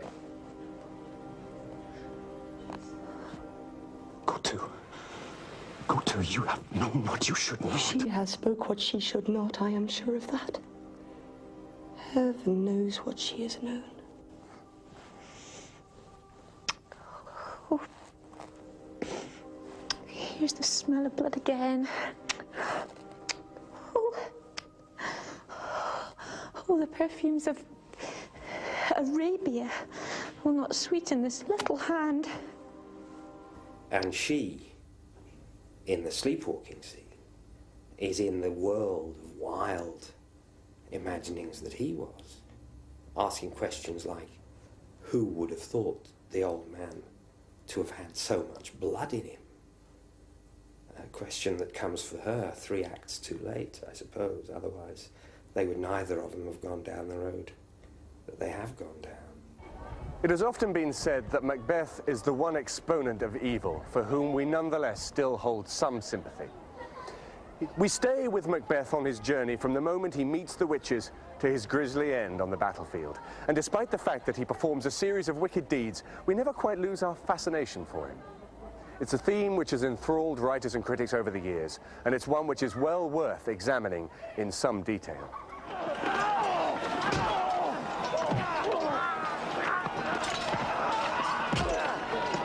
They tied me to a stake. I cannot fly. But I must fight the course.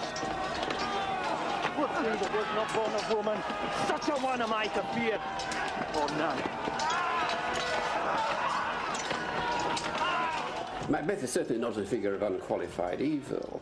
He is, for the first, in the first place, Shakespeare establishes him immediately. He comes on as a great warrior, and that in itself we, I suppose, must regard as admirable. Of course, it's not so easy nowadays to admire a person, perhaps, for being a killer in battle, and that's part of the moral complexity of the play, isn't it? That Macbeth is admired by people in his own society and by himself for being able to kill people in battle. What is thy name? I'll be afraid to hear it. No, though thou callest thyself a hotter name than any in hell. My name's Macbeth. The devil himself could not pronounce a title more hateful to thine ear. No, nor more fearful. Thou liest, abhorred tyrant. With my sword I'll prove the lie thou speak.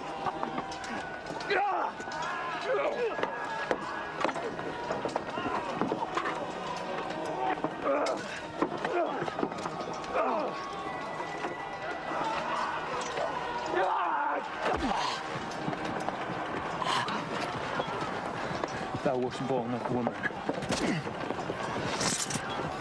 Macbeth certainly is tempted to do something evil, but he knows it to be evil. He's a man of moral scruples. It's true that those scruples are eventually overcome, but Shakespeare shows us very deeply into the mind of a man who is aware of evil, who knows what evil is, who admittedly is dragged into committing evil, but does so very much against what must be seen as his better nature. So to that extent, Macbeth is admirable in the sense that he is a morally aware figure. Is this a dagger which I see before me? The handle toward my hand. Come, let me clutch thee. I have thee not, and yet I see thee still. Art thou not fatal vision, sensible to feeling as to sight? Or art thou but a dagger of the mind, a false creation proceeding from the heat-oppressed brain? I see thee yet, in form as palpable as this which now I draw. Thou marshalledst me the way that I was going, and such an instrument I was to use. Mine eyes are made the fools of the other senses, or else worth all the rest. I see thee still, and on thy blade indulge gouts of blood, which was not so before. There's no such thing. It is the bloody business which informs us to mine eyes. There is everything to admire about Macbeth, I'm sure. He destroys himself, of course, but he destroys himself in a state of communication with the audience from beginning to end, sharing with them at every stage his awareness of the consequences of what he's doing in language that is astonishingly alive theatrically, extraordinarily engaging theatrically, capable of measuring practically the heartbeats of his own passion and involvement and emotion in the experience that he's going through. Everything to admire in Macbeth in terms of his wonderful self-awareness, a self-awareness that doesn't leave him even at the end of the journey, when the consequences of the road that he's taken leave him on the edge of the abyss. This push will cheer me ever, or deceit me now. I have lived long enough.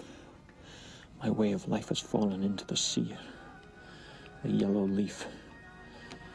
And that which should accompany old age is honor, love, obedience, troops of friends I must not look to have. But in their stead, curses, not loud, but deep mouth honor, breath which the poor heart would fain deny and dare not. Seaton! What's your gracious pleasure? What news more? All is confirmed, my lord, which was reported. I'll fight till from my bones my flesh be hacked. Give me mine armor. In order for a play to be categorized as a tragedy, it is necessary that the hero be famous or of significant stature. Secondly, he must die because of a series of events which he himself has set in motion. There is a danger, therefore, that tragedy in itself might seem to be pessimistic by its very nature. It could be argued that if these plays all culminate in the death of the hero, that they are simply an exercise in doom and gloom. The popular consensus is different. There is something in this play which is unique and powerful.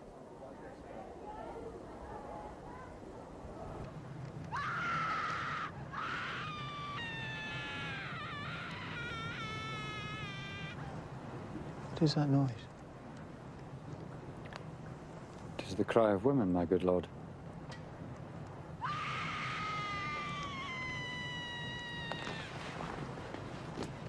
Finally, in that wonderful speech, the tomorrow and tomorrow and tomorrow speech, very symbolist speech, in that speech there, Macbeth is expressing a sense of desolation, of meaningless which I'm sure is not Shakespeare telling us that life is meaningless, but he's showing the sense of meaningless that can come to somebody who has betrayed himself, betrayed his better self, so completely and absolutely as Macbeth has.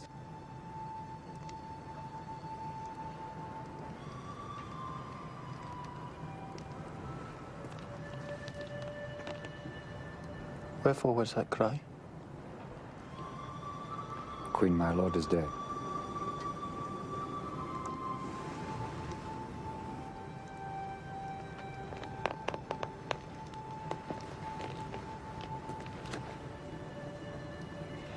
She should have died hereafter. There would have been a time for such a word.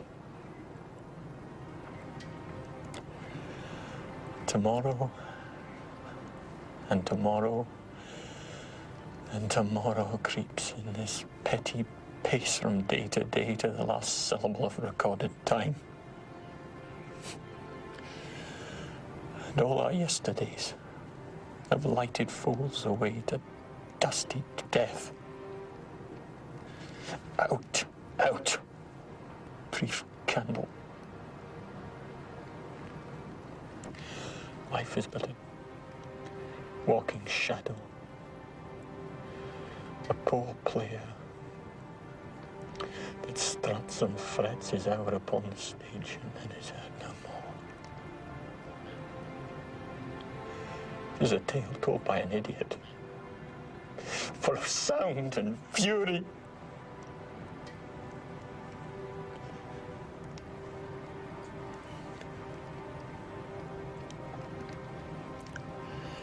Signifying nothing. Macbeth is, of course, a play about individuals. It's about people. But it's also a play about the fate of a nation, about the fate of Scotland. You have a sort of saviour figure coming up in the figure of Malcolm at the end of the play. So I don't think at all that Macbeth is a pessimistic play in total impact. Of course, it's a tragedy. Of course, a tragedy involves death. We are, I think, to some degree at least, emotionally involved with Macbeth, though, of course, Macbeth is not the sympathetic hero that, well, Shakespeare portrays, for example, in Hamlet in King Lear.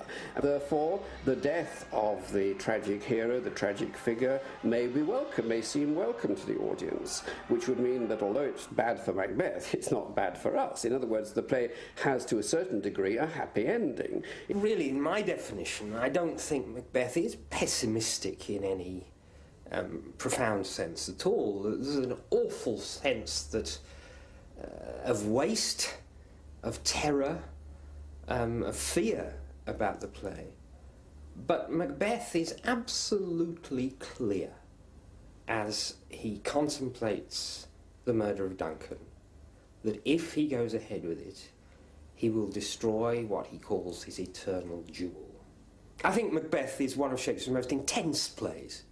One of the most theatrically exciting and energised of his plays. It's so quick, so fast, so inexorable in the progression from the first idea of power, get power by killing once, kill again, kill more. And a person who begins entirely one of us takes us through the process of making those decisions that follow inexorably, one after the other. Once you've done a crime, you need to do another to cover it up.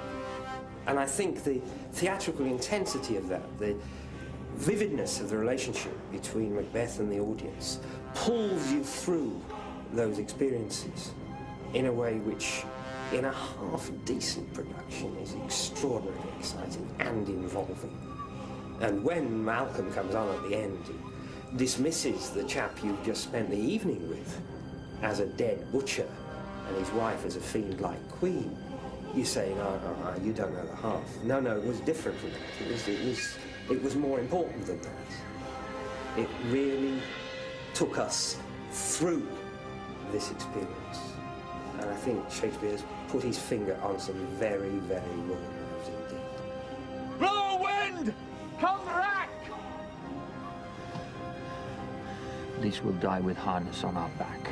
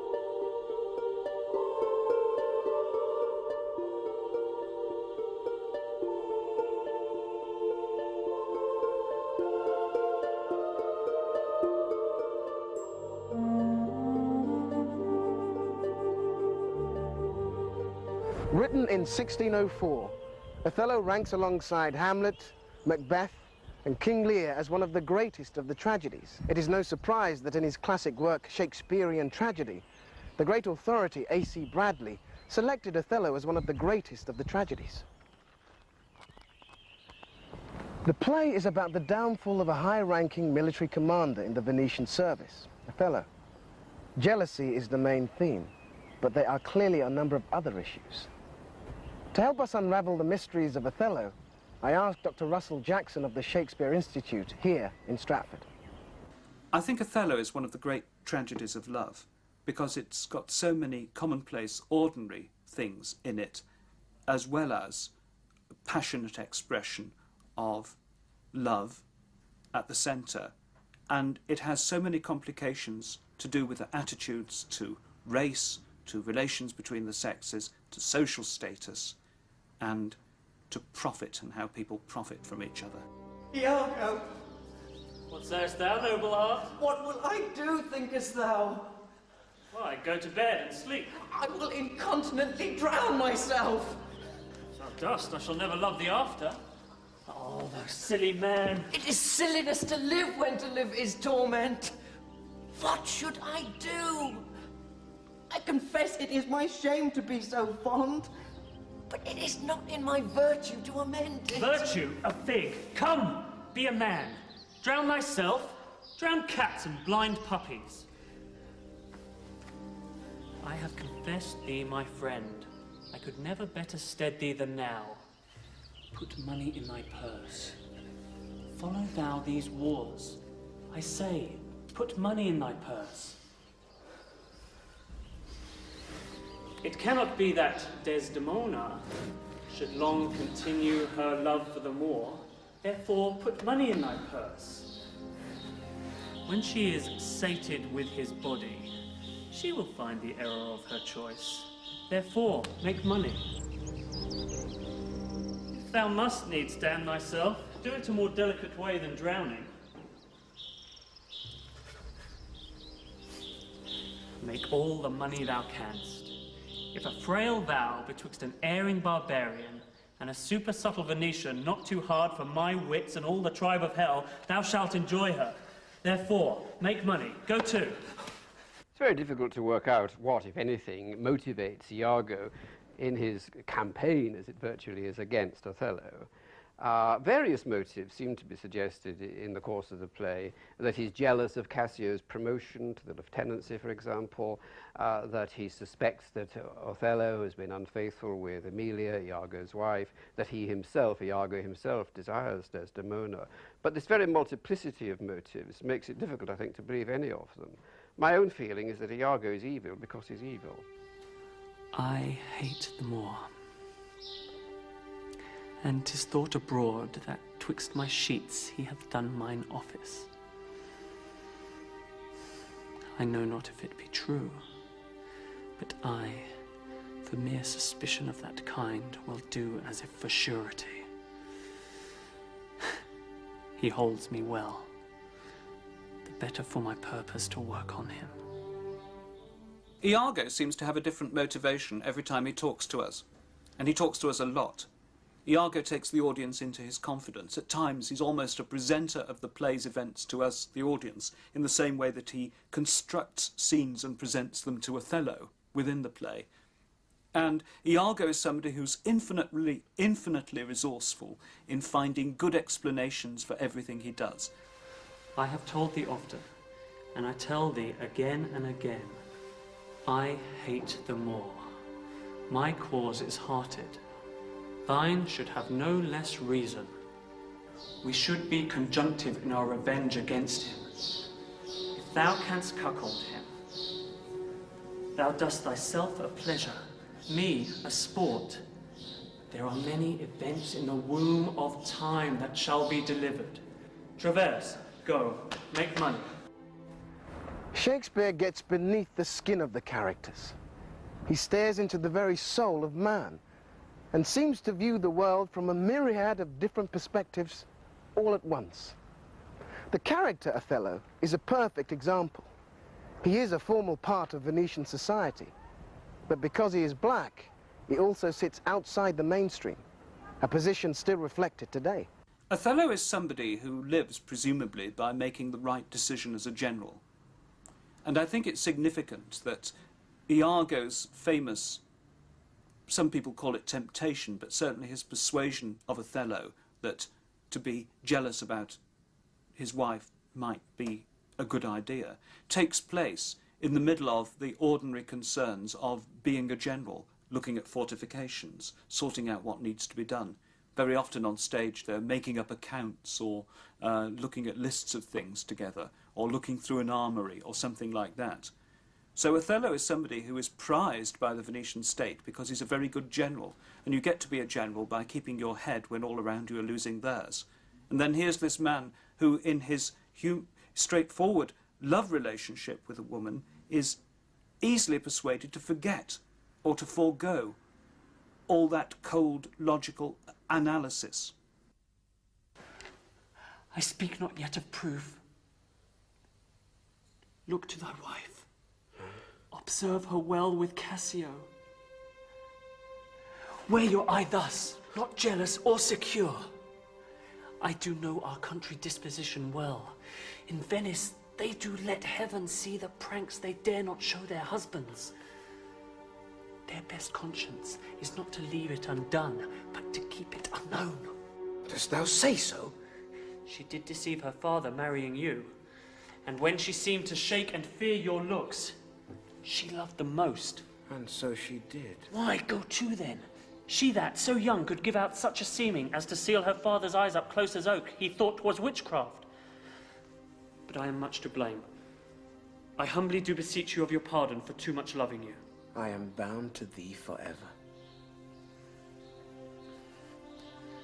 I see this hath a little dashed your spirits. Not a jot.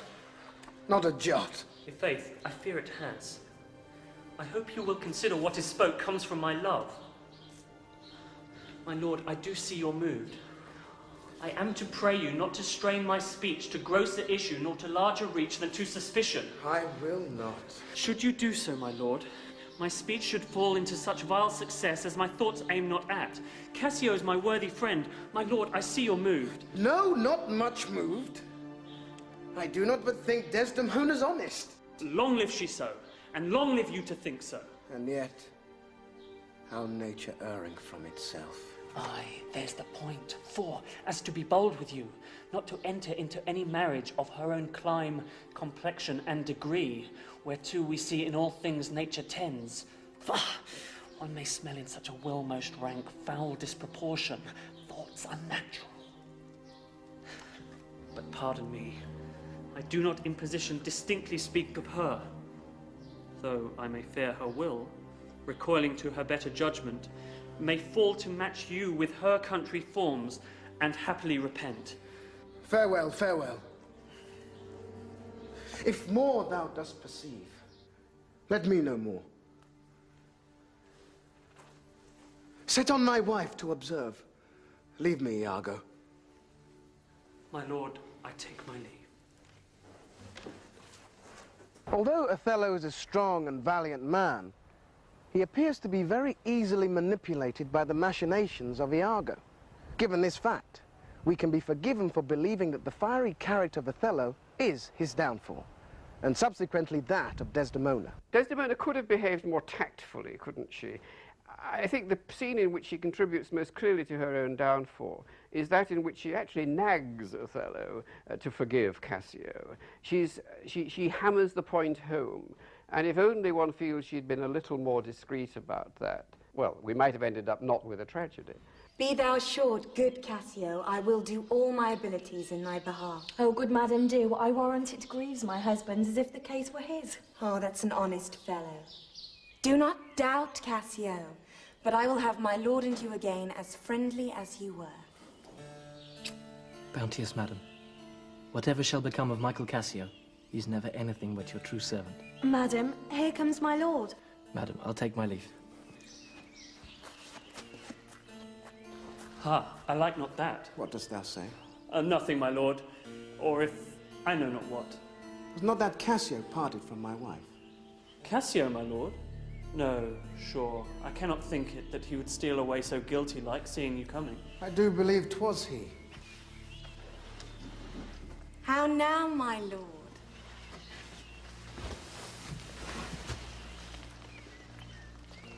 I have been talking with a suitor here, a man that languishes in your displeasure. Who is, do you mean?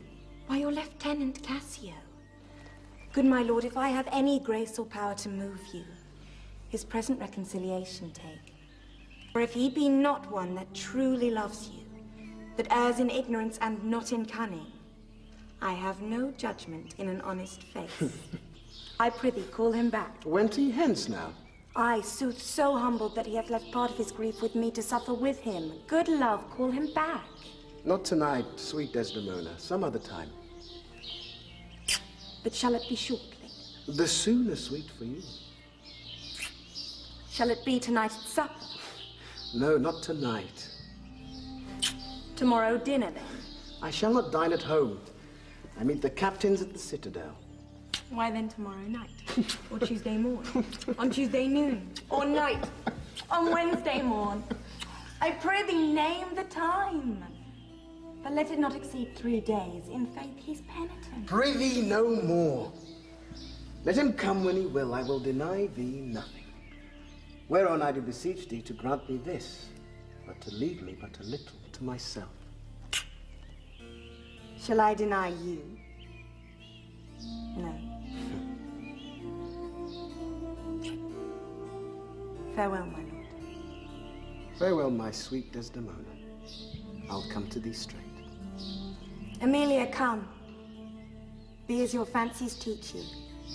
Whate'er you be, I am obedient.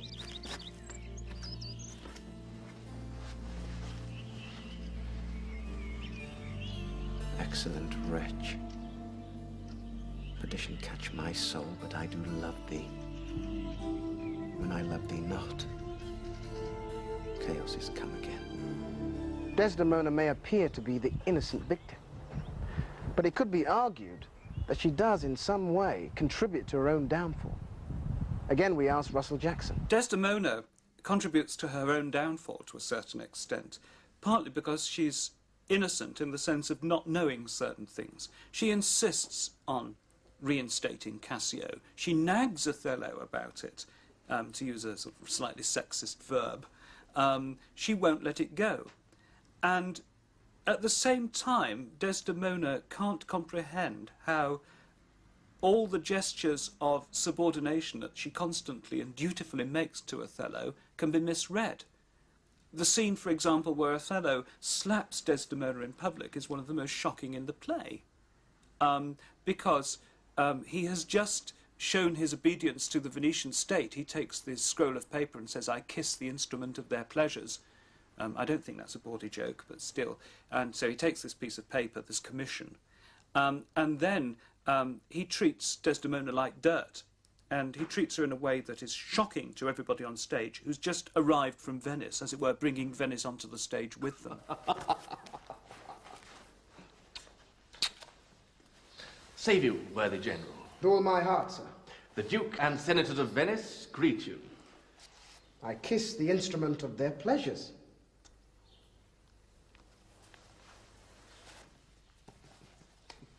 And what's the news, good cousin Lodovico? I'm very glad to see you, sir. Welcome to Cyprus. I thank you. How does Lieutenant Cassio? Lives, sir. Cousin, there's fallen between him and my lord an unkind breach. But you shall make all well. Are you sure of that? My lord? He did not call. He's busy in the paper. Is there division betwixt my lord and Cassio? A most unhappy one. I would do much to atone them for the love I bear to Cassio. Brimstone. My lord. Are you wise? What? Is he angry? Maybe the letter moved him. For as I think, they do command him home, deputing Cassio in his government. Trust me, I am glad on it. Indeed. My lord? I'm glad to see you mad. Why, sweet Othello. Devil! I have not deserved this. Lord, This would not be believed in Venice, though I should swear I saw it. 'Tis very much. Make her amends. She weeps. Devil! Devil! If that the earth could teem with woman's tears, each drop she falls would prove a crocodile! Out of my sight! I will not stay to offend you. I do beseech your lordship. Call her back. Mistress! What would you with her, sir? Who I, my lord? Aye, sir. You did wish that I would make her turn. Sir. She can turn and turn and yet go on and turn again. And she can weep, sir, weep. And she's obedient, as you say, obedient, very obedient. Proceed you in your tears. Concerning this, sir, oh, well-painted passion. I am commanded home. Get you away, I will send for you anon. Sir, I obey the mandate and will return to Venice. Hence. Avaunt! Cassio shall have my place. And, sir, tonight I do entreat that we may sup together.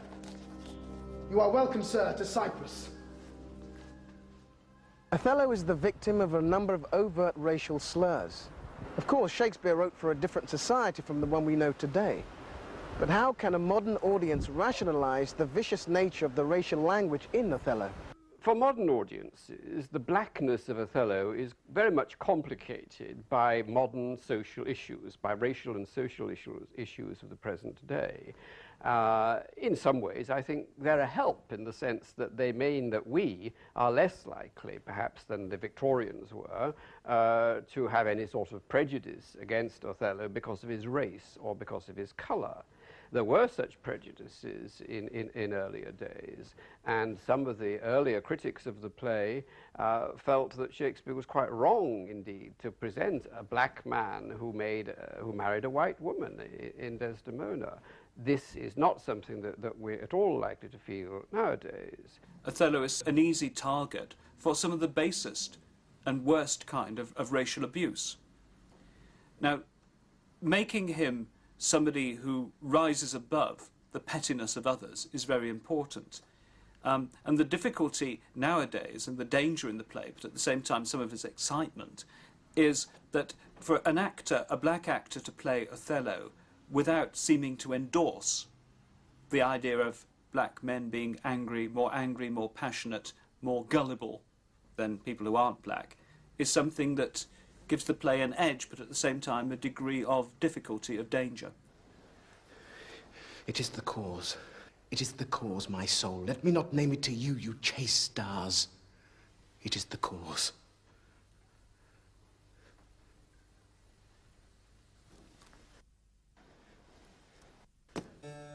Yet I'll not shed her blood, nor scar that whiter skin of hers than snow, and smooth as monumental alabaster. Yet she must die, else she'd betray more men. Put out the light, and then put out the light.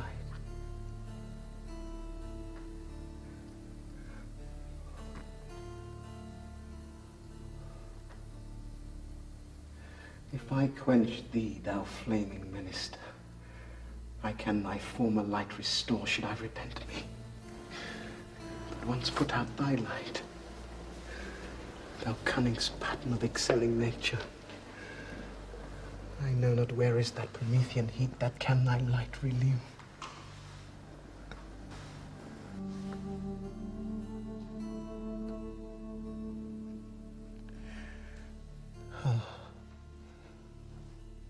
Balmy breath, that dost almost persuade justice to break her sword. One more.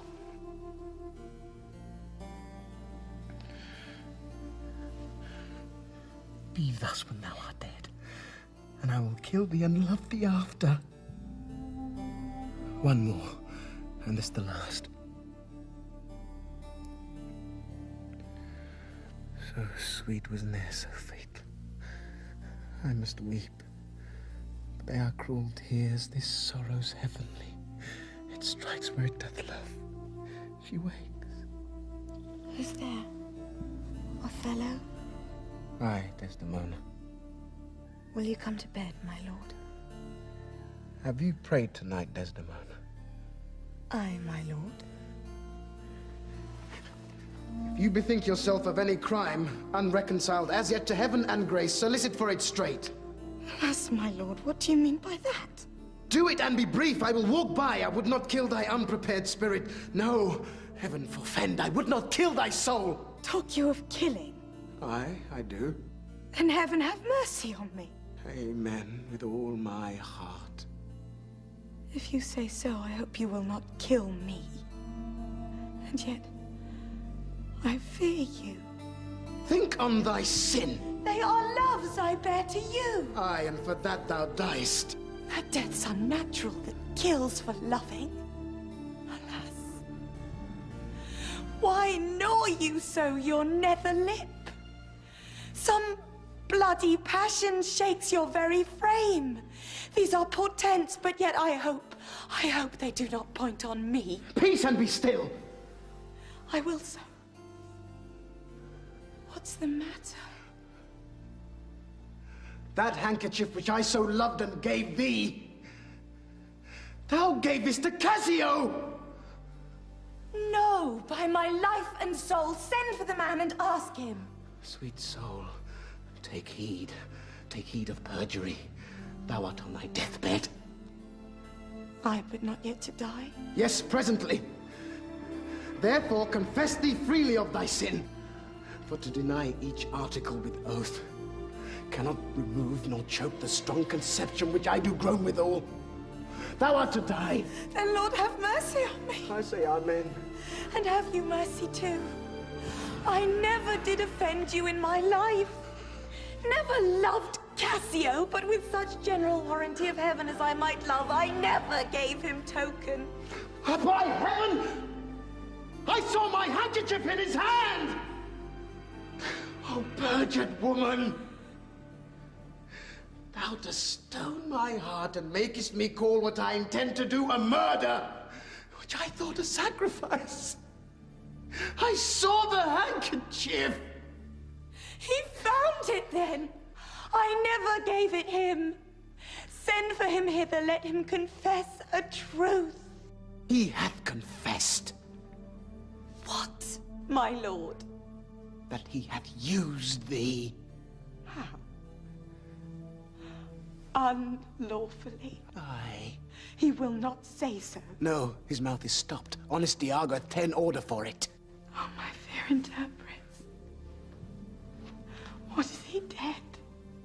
Had all his hairs been lives, my great revenge had stomach for them all. Alas, he is betrayed, and I undone. Out, strumpet! Weepest thou for him to my face? Oh, banish me, my lord, but kill me not. Down, strumpet. Kill me tomorrow.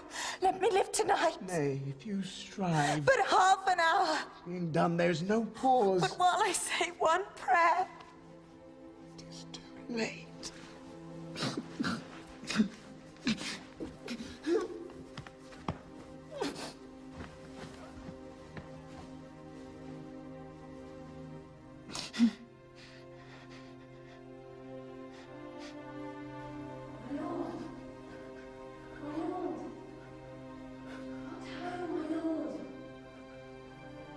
What noise is this?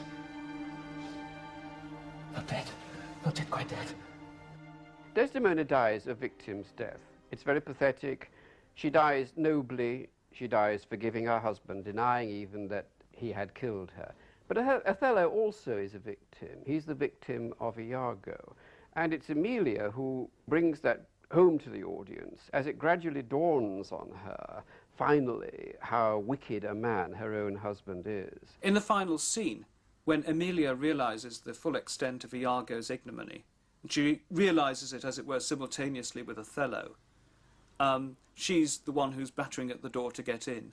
She's the one who's rebuking Othello for being so stupid. And then she's the one who is silenced by Iago, first verbally and then physically. He tries to silence her by killing her. That's very shocking, but it's also, if you like, the nadir, the lowest point of male-female relationships in the play. Oh, Amelia, come in.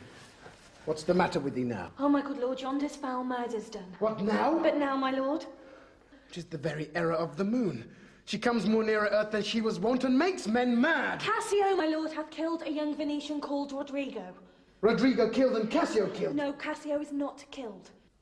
Not Cassio killed. Then murder's out of tune, and sweet revenge grows harsh. Oh, falsely murdered. Alas, what cry is that? That what? Out, and alas, that is my lady's voice. Help! Oh, lady, speak again, sweet Desdemona, sweet mistress, speak. Who hath done this deed? Nobody. I myself. Commend me to my kind lord. Why? How should she be murdered?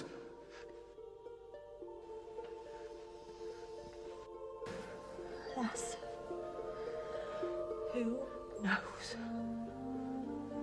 You heard her say herself, 'twas not I. She said so. I must needs report the truth. She's like a liar gone to burning hell. 'Twas I that killed her. Oh, the more angel she, and you the blacker devil. She turned to folly, and she was a whore. Thou dost belie her, and thou art devil. She was false as water. Thou art rash as fire to say that she was false, or she was heavenly true. Cassio did top her. Ask thy husband else. Oh, I were damned beneath all depth in hell, but that I did proceed upon just grounds to this extremity. Thy husband knew it all. My husband. Thy husband. That she was false to wedlock. Aye, with Cassio. Nay, had she been true. If heaven would make me such another world of one entire and perfect chrysolite, I'll not have sold her for it. My husband. Aye, it was he who told me first. An honest man he is, and hates the slime that sticks on filthy deeds. My husband! What needs this iteration, woman? I say thy husband! Oh, mistress villainy hath made mocks with love. My husband say that she was false? He, woman! I say thy husband. Dost understand the word? My friend, thy husband, honest Iago. If he say so may his pernicious soul rot half a grain a day. He lies to the heart. Oh, she was too fond of her most filthy bargain. Do thy worst. This deed of thine is no more worthy heaven than thou wast worthy her. Peace you were best. Thou hast not half that power to do me harm as I have to be hurt. Oh, dolt as ignorant as dead, thou hast done a deed. I care not for thy blade. I'll make thee known though I lost 20 lives. Help! The Moor hath killed my mistress! Murder! Murder! So, there we are. Othello. I think it's one of the greatest. But to conclude, we asked our academics if they could sum up the reasons why they considered it to be so. The greatness of Othello lies partly in its representation of opposing forces in human nature, the forces of good and evil. To put it like that sounds very abstract, and these forces are embodied very strongly in human beings in the play. But underneath the surface of the play, there is this war between good and evil. This is something which is important to people at every level of their lives. We are all conscious, aren't we, of evil in human beings, the possibility of evil within ourselves, the possibility of virtue as well, the fact that evil can overcome virtue, but nevertheless virtue can declare itself in fighting against evil. Othello is a play of everyday life, but it's a play that goes further than that. It's a thriller. It's a play with, if you like, circumstantial evidence in it, something being unpicked and uncovered, but it's also got frightening depths about human motivation and extraordinary language that no one can ever quite explain. It's resonant and it's persuasive, and some of it's very beautiful. 'Tis destiny unshunnable, like death. Even then, this forked plague is fated to us when we do quicken. If she be false, oh, then heaven mocks itself. I'll not believe it.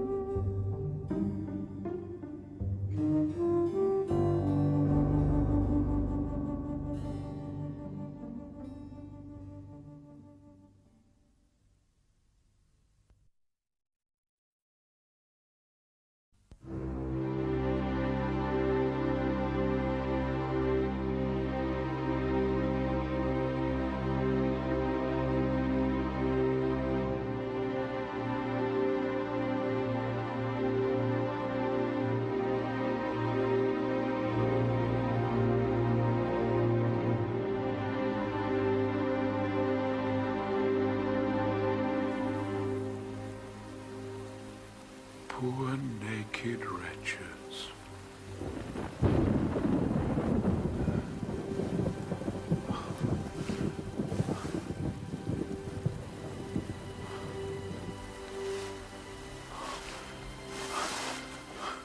Shakespeare's King Lear, which first appeared in the quarto edition of 1608, is a tragedy which has provoked great debate over the centuries. King Lear has been described by academics as a Jacobean dramatic tragedy, and it does seem to have a universal quality which allows it to transcend the barriers of space and time.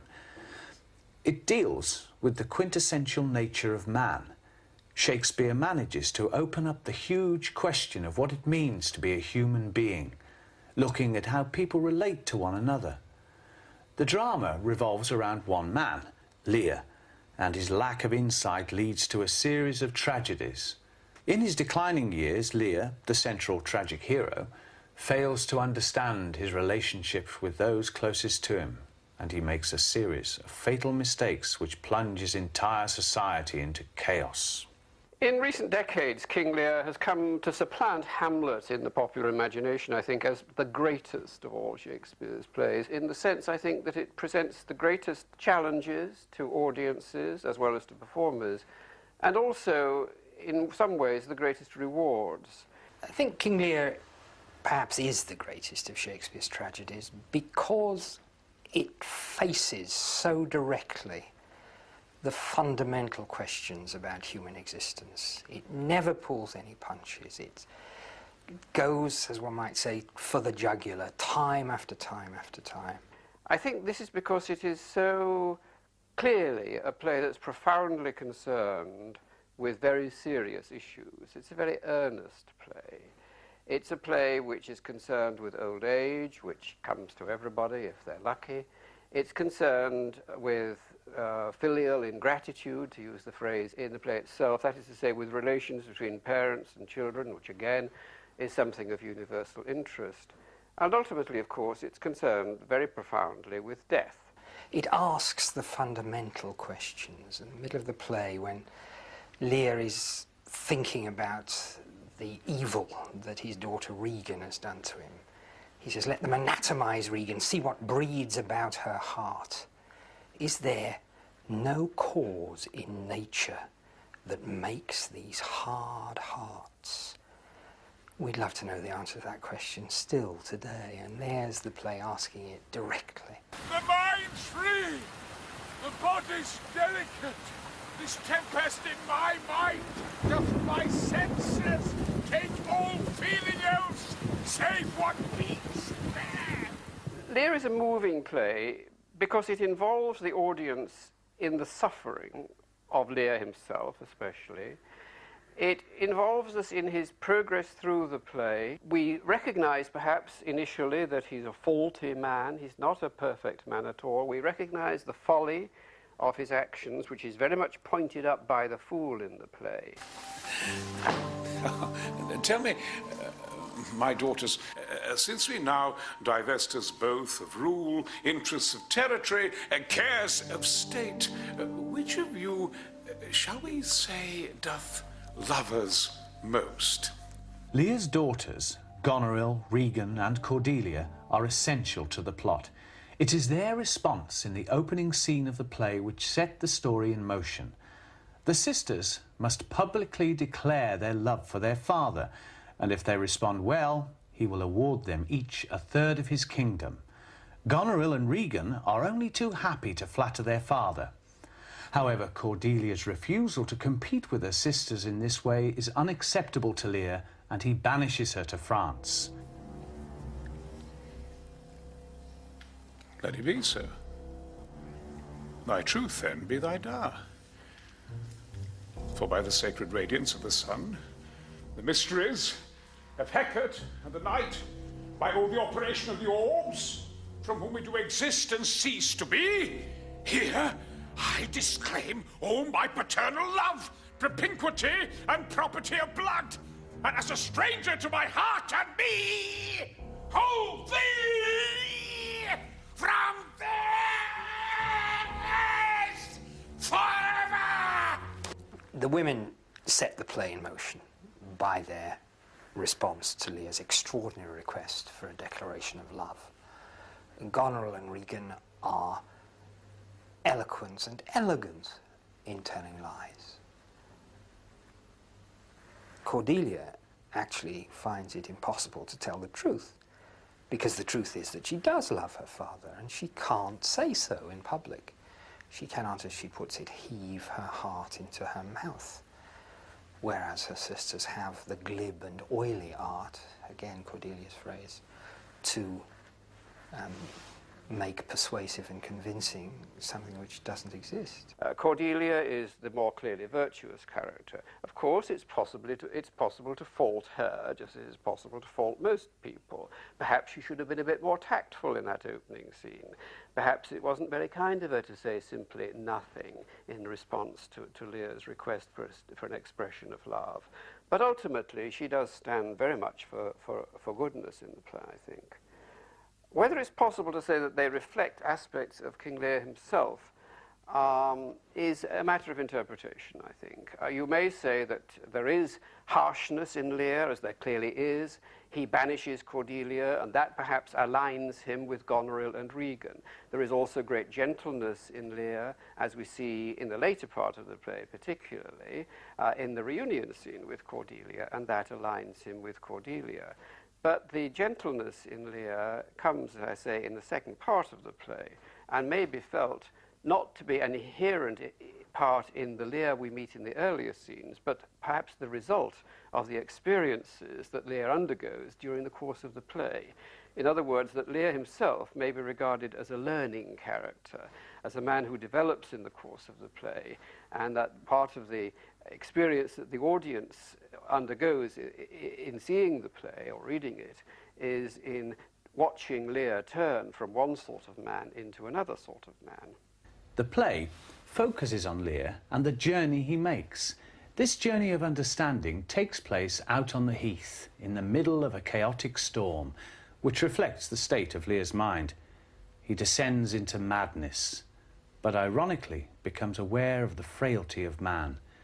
King Lear is very much a play about an elderly man who has misjudged and miscalculated throughout his life.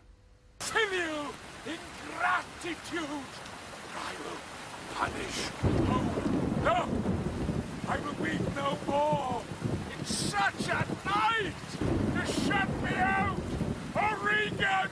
Goneril! There are key speeches on the Heath which show Lear as a learner, as somebody who has begun to be able to see through his own sufferings how much other people suffer. And the recipients of his compassion, of his sympathy, are the fool and Edgar. Poor naked wretches, wheresoe'er ye be, he says, that bide the pelting of this pitiless storm. He wishes that he were able to, as he says, shake the superflux to the poor. He wishes he were able to take excess from those who have too much and give it to those who have too little. And this is a point at which we sense that Lear is learning a social lesson, and that he's done so partly as the result of suffering. And I think in the later part of the play, Lear is shown as somebody who is much more capable of compassionate behavior to people outside himself than he was in the earlier scenes of the play. Wheresoever you are, that bide the pelting of this pitiless storm, how shall your houseless heads and unfed sides, your looped and windowed raggedness, defend you from seasons such as these? Ah, I have ta'en too little care of this. Take physic, pomp, expose thyself to feel what wretches feel. He suffers so much in the storm, for example. He suffers so much both internally and externally. Externally because of the storm, but internally because of what he himself calls the tempest in my mind. And the tempest in his mind causes greater suffering, one feels, than the external tempest. The audience can easily identify with that. Throughout the play, Lear is shadowed by characters who feel a very strong loyalty towards him. They counterbalance characters such as Goneril, Regan and Edmund, who are all busy trying to further their own ends. Kent and the Fool repeatedly warn Lear of the mistakes he is making with his daughters. Kent even pays the same price as Cordelia for his forthright opinions and is banished. He returns disguised to help Lear. Royal Lear, whom I have ever honoured as my king, loved as my father, as my master followed, as my great patron thought on in my prayers. The bow is bent and drawn. Make from the shaft. Let it fall, rather, though the thought conveyed the region of my heart. Be Kent unmannerly when Lear is mad! I think both Kent and the Fool are loyal to Lear because they love Lear. It's very basic. But I think there is a political dimension to Kent's loyalty, which is entirely absent from the Fool's. It's Kent who, in the first scene, protests at the political folly of dividing up the kingdom. It's Kent who comes back to serve Lear because, as he puts it, Lear has in his face that which I would fain call master, authority. It's Kent, it's sketchily shown in the play, but enough for us to understand what's going on, who obviously has some sort of spy system or system of messengers getting information to and back from Cordelia when she has invaded the kingdom with the French army. So I think Kent, although his loyalty is fundamentally one of personal affection, has that political dimension which is completely absent from the Fool. Modern audiences may find it difficult to relate to the Fool because he had a particular social function in Shakespeare's time that doesn't exist today. The Fool was a professional entertainer kept in royal courts, there in order to entertain the king or the queen. But also because the Fool often became very intimate with his master, he was able often to say things which the more official counselors of the king, the statesmen around him, were not able to say. He could speak home truths in a way that was very valuable often for the ruler. And that's what's happening in this play, I think. The fool is able to say things to King Lear that people like the Earl of Kent, for example, wouldn't be able to say. But he says it obliquely. He says it not through direct statement often, but through little stories, little parables, that sir that serves for gain, and so on. He has these little snatches of song, and if Lear can listen to them, he'll be able to learn about his own situation. So I think the fool is an important character in helping Lear to understand himself. When was thou wont to be so full of music, Sirrah? I have used it, nuncle, ever since thou madest thy daughters thy mothers. For when thou gavest them the rod and puttest down thine own breeches, then they for sudden joy did weep, and I for sorrow sung, that such a king should play bo peep and go the fools among. King Lear has a subplot which virtually mirrors the main plot. Gloucester, one of Lear's old faithful servants, has two grown-up sons, Edgar and Edmund. Like Lear, Gloucester fails to understand the true nature of his children. The similarity in the mistakes they both make strengthens the main themes of the play. They have both been blind to reality and pay a high price for their lifelong mistakes. What paper were you reading? Nothing, my lord. No? What needed in that terrible dispatch of it into your pocket? Let's see. Come, if it be nothing, I shall not need spectacles. I do beseech you, sir, pardon me. It is a letter from my brother that I have not all read, and for so much as I have perused, I find it not fit for your looking. Give me the letter, sir. I think Shakespeare has constructed the play on a sort of parallel father's theme. King Lear and three daughters, Gloucester and two sons, both of them expecting absolutely as of right, unqualified duty from their children, and both of them getting a very sharp surprise and rude awakening. It's very typical of the design, of the self-conscious design of this play, that one of them, Lear, suffers primarily in the mind. Partly, of course, he suffers in the body, certainly, but he goes mad, putting it simply. The climax of Lear's suffering is mental suffering, the madness which overtakes him on the heath, which results in that deeply moving scene between Lear and Gloucester. Gloucester also goes through what we might call a purgatorial experience, but the climax of Gloucester's suffering is physical. It is the blinding, that horrible scene of the blinding, which many of us prefer not to watch, but which is part of the fundamental unsentimentality of the play, I think, that Shakespeare forces us to experience the results of evil in the blinding of Gloucester. He that will think to live till he be old, give me some help.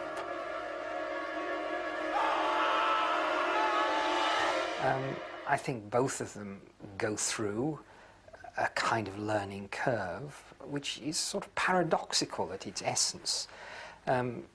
Gloucester loses his sight, and then, and the joke is the play's joke, it's not a very savoury joke, having lost his sight, he begins to see things clearly. Then Edgar was belied.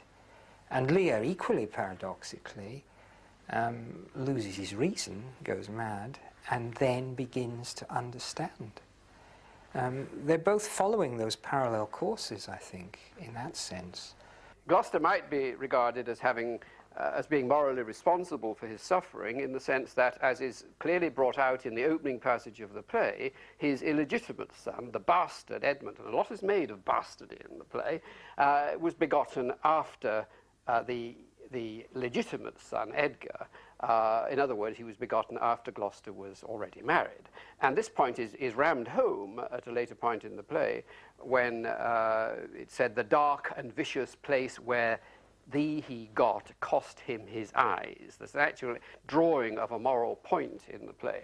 Now, the play is not simplistically moralistic, but nevertheless, it does have a very firm moral basis, and that is part of it, I think. Edmund is illegitimate, leaving Edgar as Gloucester's sole legal heir. Edmund is jealous and resentful.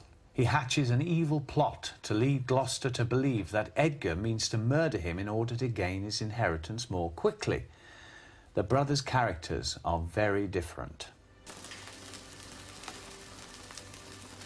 Thou, nature, art my goddess. To thy law, my services are bound. Edmund is the character in the play who gets to talk to the audience, and we always enjoy characters who talk to us. Hamlet and Macbeth are built on that very principle as plays. And when he does talk to the audience in those early soliloquies, thou nature art my goddess, I should have been what I am, had the maidenly star in the firmament twinkled on my bastardizing. He really is making us laugh, making us understand the kind of determination that this outsider, this outcast of society has to make a space for himself. Wherefore should I stand in the plague of custom and permit the curiosity of nations to deprive me, for that I am some 12 or 14 moonshines lag of a brother? Why, bastard? Wherefore base? When my dimensions are as well compact, my mind as generous, and my shape as true as honest madam's issue, why brand they us with base? With baseness, bastardy base. As the play progresses, though, the emptiness of that purely selfish mode of living grows more and more clear. There is nothing at all beyond the self for the Edmunds, the Gonerills and Regans of this play. It is his hand, my lord, but I hope his heart is not in the contents. Has he never before sounded you in this business? Never, my lord. But I have heard him oft maintain it to be fit that sons at perfect age and fathers declined, the father should be as ward to the son, and the son manage his revenue. Villain. Shakespeare rarely is completely black and white in his portrayal of people. And Edmund has his moment at the end of the play when he repents in time to send a messenger to try to save Cordelia. It fails. But Edmund does have his moment of penitence. Edgar, of course, is an obvious contrast to Edmund. Edgar is the good son, whereas Edmund is the bad one. Edmund tricks his father, Gloucester, into believing that Edgar is disloyal to him. That thrusts Edgar into disguise. He disguises himself as a beggar, a bedlam beggar, as they were known. He takes on the persona, he takes on the identity of Tom of Bedlam, the sort of man who would go around begging, hoping to receive alms. He's also, to some extent, to oversimplify. There's something almost, perhaps unfair, but there's something almost culpably naive about Edgar not seeing what's going on at the beginning of the play. He almost deserves what's happened to him for being so stupid. Perhaps that's to put oneself slightly in the Goneril, Regan, Edmund camp to say that stupidity deserves what it gets. But there's a touch of that, I think, about it. In cunning, I must draw my sword upon you. Draw! Seem to defend yourself. Now quit you well. Yield! Come before my father! Light home! Fly, brother! Finally, there is an element of reconciliation. There is goodness as well as evil in the play. And the central good figure in the play is Lear's youngest daughter, Cordelia. And the most moving scene in the play, to my mind, is the scene of reunion, of reconciliation between Lear and his daughter. When Lear, who has been mad, attains a tenuous sanity. He comes back to sanity, though his grip on reality seems rather rather slight at this point in the play, but there he is, reunited with Cordelia. There is Cordelia forgiving him, there is him forgiving her. It's a scene of incredible emotional power. Do not laugh at me, for as I am a man, I think this lady is my child, Cordelia. And so I am. Be your tears wet? Yes. It's a frequently harrowing play, and it remains so till the end, it has to be said. With the, not after the blinding of Gloucester, there is the terrible news of the death of Cordelia, which is another shocking blow for the audience. And of course, Lear himself dies. Nevertheless, I think there is something of a counterpart. There is some consolation in the play. There is the consolation in the reunion of Lear with Cordelia. But also it depends a lot, I think, what you make of the very end of the play, of Lear's end as he looks at Cordelia, and Cordelia is dead. It's horrible that she's dead. It's very sad that she's dead. On the other hand, she is there. Cordelia has existed. And it seems to me that at the end of the play, we may be conscious of the good that Cordelia could embody as something of a consolation, and also of the outpouring of love that Lear gives to Cordelia, which he hadn't been able to give in the earlier part of the play. Lear, at the beginning of the play, is not capable himself of expressing love. He banishes Cordelia. At the end of the play, he looks into that face which earlier he banished from his sight, and he looks on it, it seems to me, with an outgoing of pure love. Look there, he says. Look her lips. And he dies. It looks at one point as though things are going to resolve themselves. We're going to sort out an ending which is in some sense reassuring. And then this terrible direction enter Lear with Cordelia in his arms, the old man with the corpse of his daughter. And any hope of arriving at some sort of resolution is destroyed, I think, completely. Why should a horse, a dog, a rat have life and thou no breath at all? A question that I was thinking about earlier is unanswerable. Actually, it is unanswerable. Why should a dog, a horse, a rat have life and thou no breath at all? Thou come no more. Never, never, never, never, never. Never.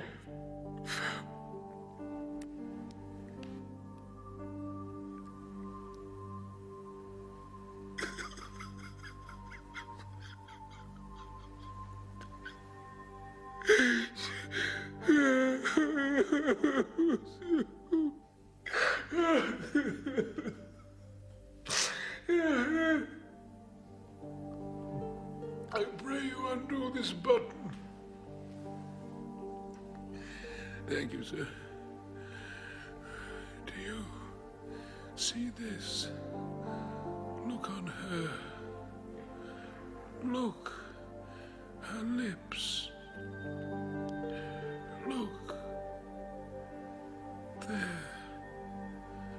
Look. There.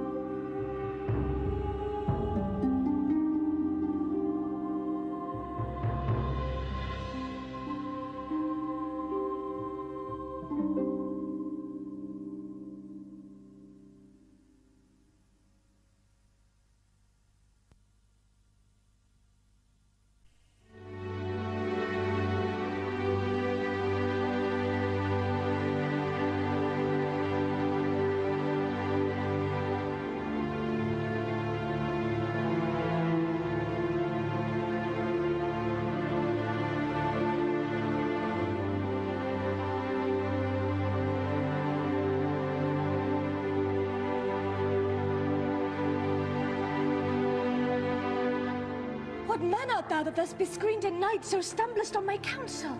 By a name, I know not how to tell thee who I am. My name, dear saint, is hateful to myself because it is an enemy to thee. Had I it written, I would tear the word. My ears have not yet drunk 100 words of thy tongue's uttering, and yet I know the sound. Art thou not Romeo and a Montague?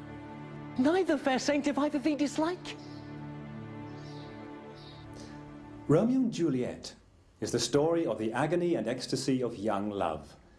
Two teenagers who struggle desperately but in vain to come together despite the hatred of their families for each other and the dead weight of authority set against them. The play was first staged in 1595, a period of freedom for the young dramatist that would vanish in later years following the execution of his friend, the Earl of Essex, and never return.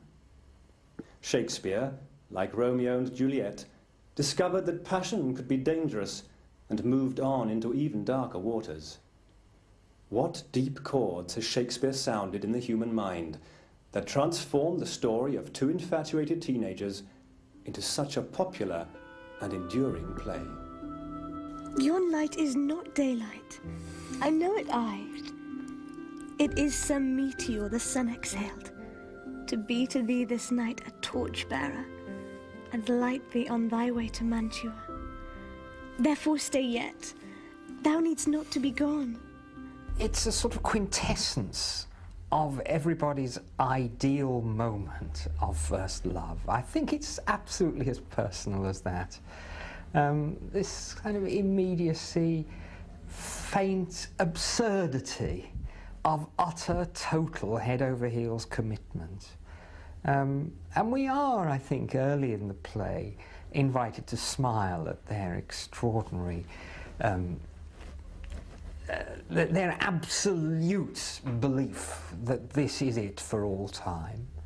I think Romeo and Juliet's always been a popular play, partly because it's about love, and then it's two young people in love, and then on top of that it's the opposition of their parents, and it has an ending that's sad but might just have been happy, only things go wrong. And I think that combination, which would be true to a lot of plots of all sorts of popular stories, is the basic appeal of the thing. Dost thou love me? I know thou wilt say aye, and I will take thy word. Yet, if thou swear it, thou mayest prove false. Lovers perjure, as they say, Jove laughs. O gentle Romeo, if thou dost love, pronounce it faithfully. Or if thou thinkst I am too quickly won, I'll frown and be perverse and say thee nay, so thou wilt woo. Shakespeare doesn't write many prologues, but he does here in Romeo and Juliet. The fearful passage of their death-marked love. Those syllables are very, very strongly accented in that line. We know that the play's heading for the tomb, but then we all are. So there's a kind of quintessential, archetypal intensity about the play that I think makes it popular. It's accessible. It's night. Lovers' thoughts are filled with wild imaginings. The encounter of Romeo and Juliet at Juliet's balcony is a transforming experience, a revelation that most of us will have perhaps only once or twice in our lives. For many, this scene, arguably the most famous in all of Shakespeare's works, contains the heart and core of the play. It touches upon the central questions: what engenders love and hate, driving the bearers of these emotions to such extremes of action? It is my lady. Oh, it is my love. Oh, that she knew she were. She speaks, yet she says nothing. It is not to me she speaks. Two of the fairest stars in all the heaven, having some other business, to entreat her eyes to twinkle in their spheres till they return. I think the balcony scene, not just the most famous scene in the play. You know, if you say to somebody, what's your image of Romeo and Juliet, it's usually they think of a balcony with the two lovers. That's what's on the cigar labels, after all. But The balcony scene is the scene which is a point of change for the two people we're most interested in. And it has a very interesting shape to it. Romeo and Juliet both begin very tentative, and she in particular becomes clearer and clearer about declaring herself in the course of the scene. The balcony scene is, of course, the central scene of the play, the heart of the play. Yes, I do think it is. The lovers only really meet 5 times in the play anyway. The Capulet party scene, the balcony scene itself, the little scene at Lawrence's cell, the dawn parting, and the final meeting, not quite simultaneous, in the tomb.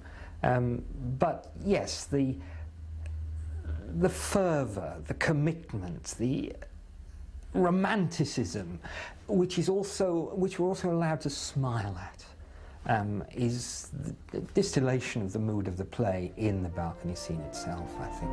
Oh, Romeo, Romeo, wherefore art thou, Romeo? Deny thy father, and refuse thy name. Or if thou wilt not, be but sworn my love, and I'll no longer be a Capulet.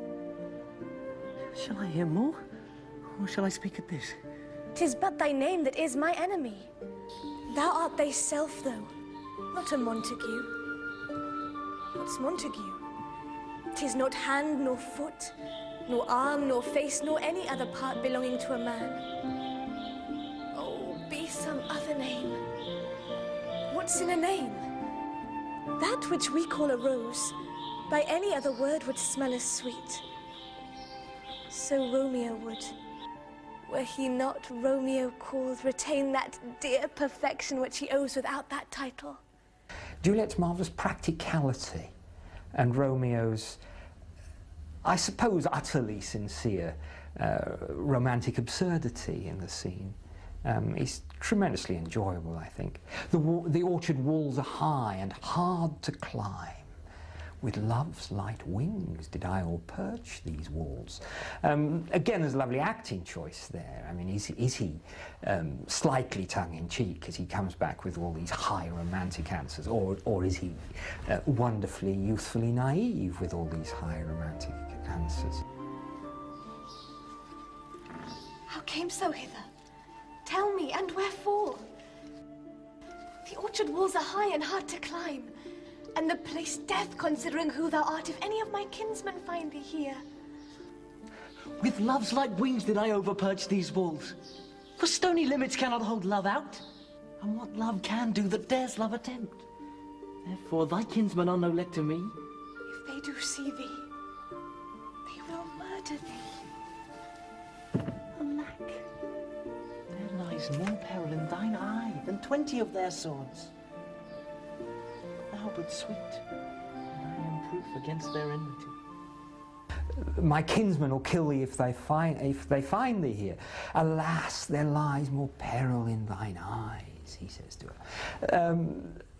They're wonderfully set off against each other, I think. But of course, when she lets go with romantic commitments, it just wipes him off the board, doesn't it? My bounty is as boundless as the sea.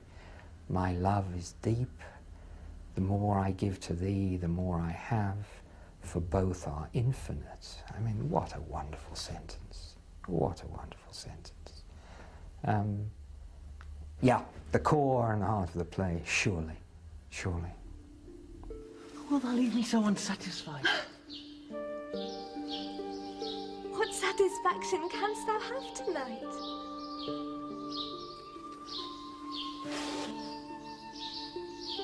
Exchange of thy love's faithful vow for mine. I gave thee mine before thou didst request it, and yet I would it were to give again.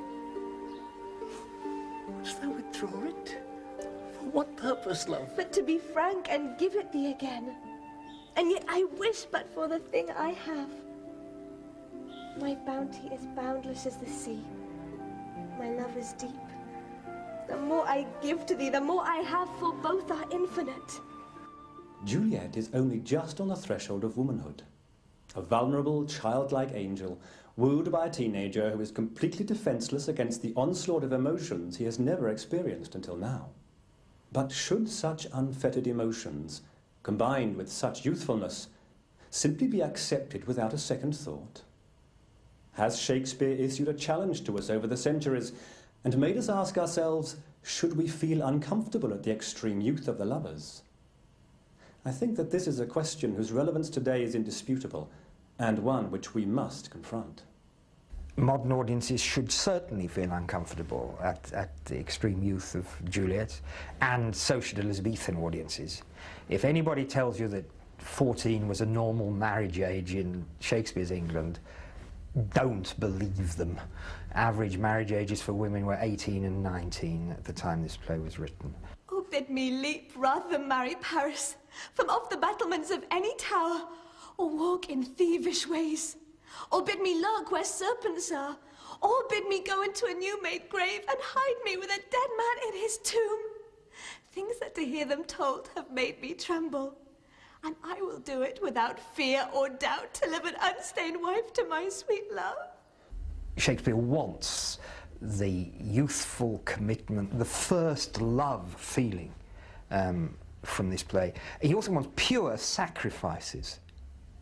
These two utterly innocent young people are the victims of their parents' boring strife and wickedness, and sacrifices have to be pure.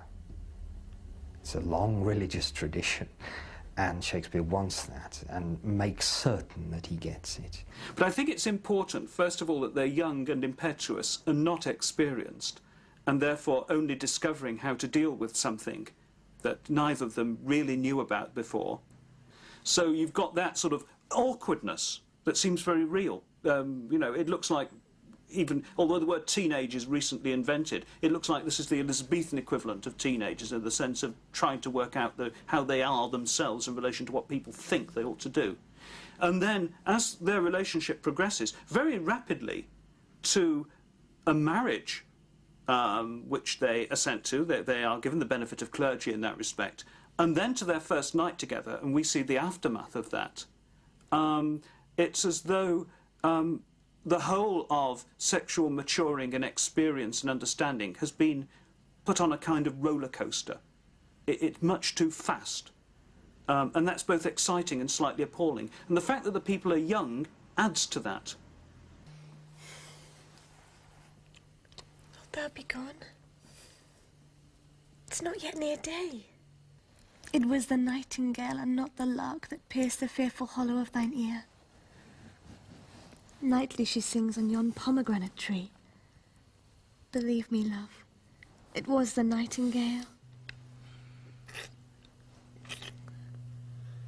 It was the lark, the herald of the morn, no nightingale.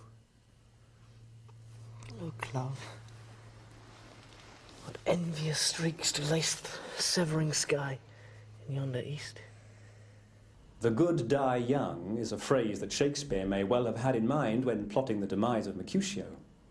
And how well he knew the effect of the merciless and senseless destruction of young life. Mercutio, a lover of life, confident, loved and admired, clever Mercutio, the philosopher, cut down because, ironically, Romeo wanted to prevent him being killed. What, then, is the effect of Mercutio's murder on the play's action? Good Mercutio!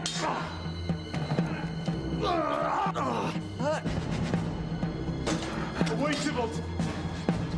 With a death that is brutal, accidental, messy, a sort of shuddering surprise in the play. The play has looked forward from its prologue to the death of the lovers in the tomb. We're expecting that. That's part of the satisfaction of expectation in the play. But the death of Mercutio is a horrible shock.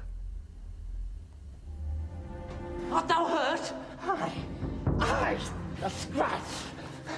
A scratch. But 'tis enough. courage, man. The hurt cannot be much. No, 'tis not so deep as a well, nor so wide as a church door. But 'tis enough. 'Twill serve. Ask for me tomorrow, and thou wilt find me a grave man. Of course, he's very bawdy as well, Mercutio. He can't even tell the time without making a bawdy joke. You remember where the hand of the dial is when the clock reaches noon. So all of those things are tremendously attractive in the part. He gets a superb set speech about Queen Mab, which is powered by a kind of imaginative energy that one doesn't find anywhere else in the play, I think. And also, he gets one of the best death line puns in all drama, doesn't he? Ask for me tomorrow and you shall find me a grave man. What a way to go. What a way to go. Romeo thinks all for the best when he tries to stop the fight, and he's the direct cause of the fight going wrong and Mercutio being killed. And then when he turns on Tybalt, he's in an absolute fury. Very often on stage that's played very savagely because Romeo's beside himself.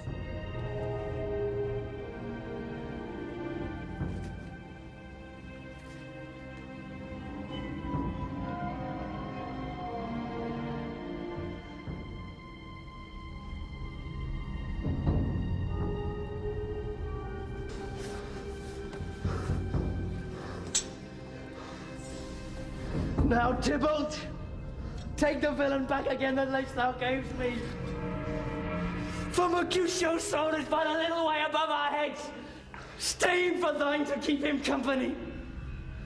Either thou or I or both must go with him.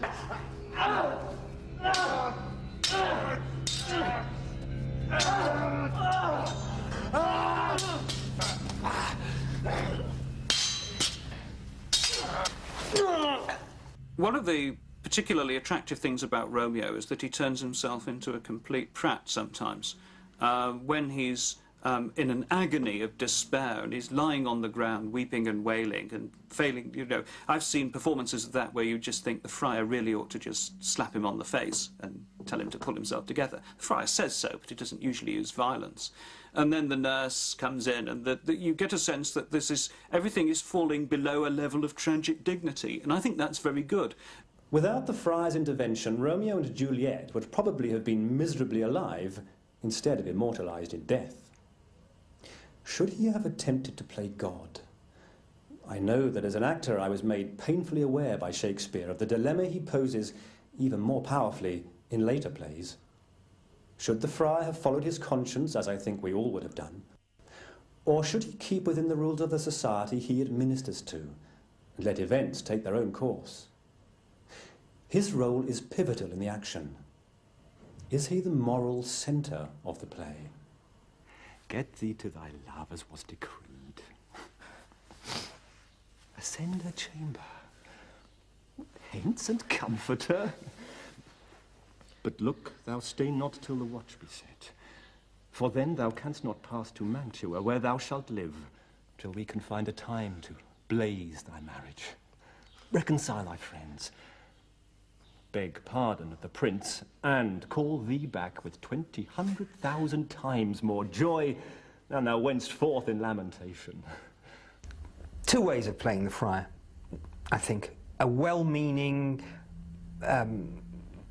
fussy old bungler, or somebody serious and gritty who genuinely does want to do something to resolve the situation which is destroying Verona, the family feud. This marriage might, he thinks, bring your household's rancour to pure love. So I myself incline to the second reading of the part, but you can see the first version well played in all sorts of stagings of the play. I don't find all that much mileage in the idea of blaming Friar Lawrence for what happens in Romeo and Juliet. Tomorrow night, look that thou lie alone. Let not the nurse lie with thee in her chamber.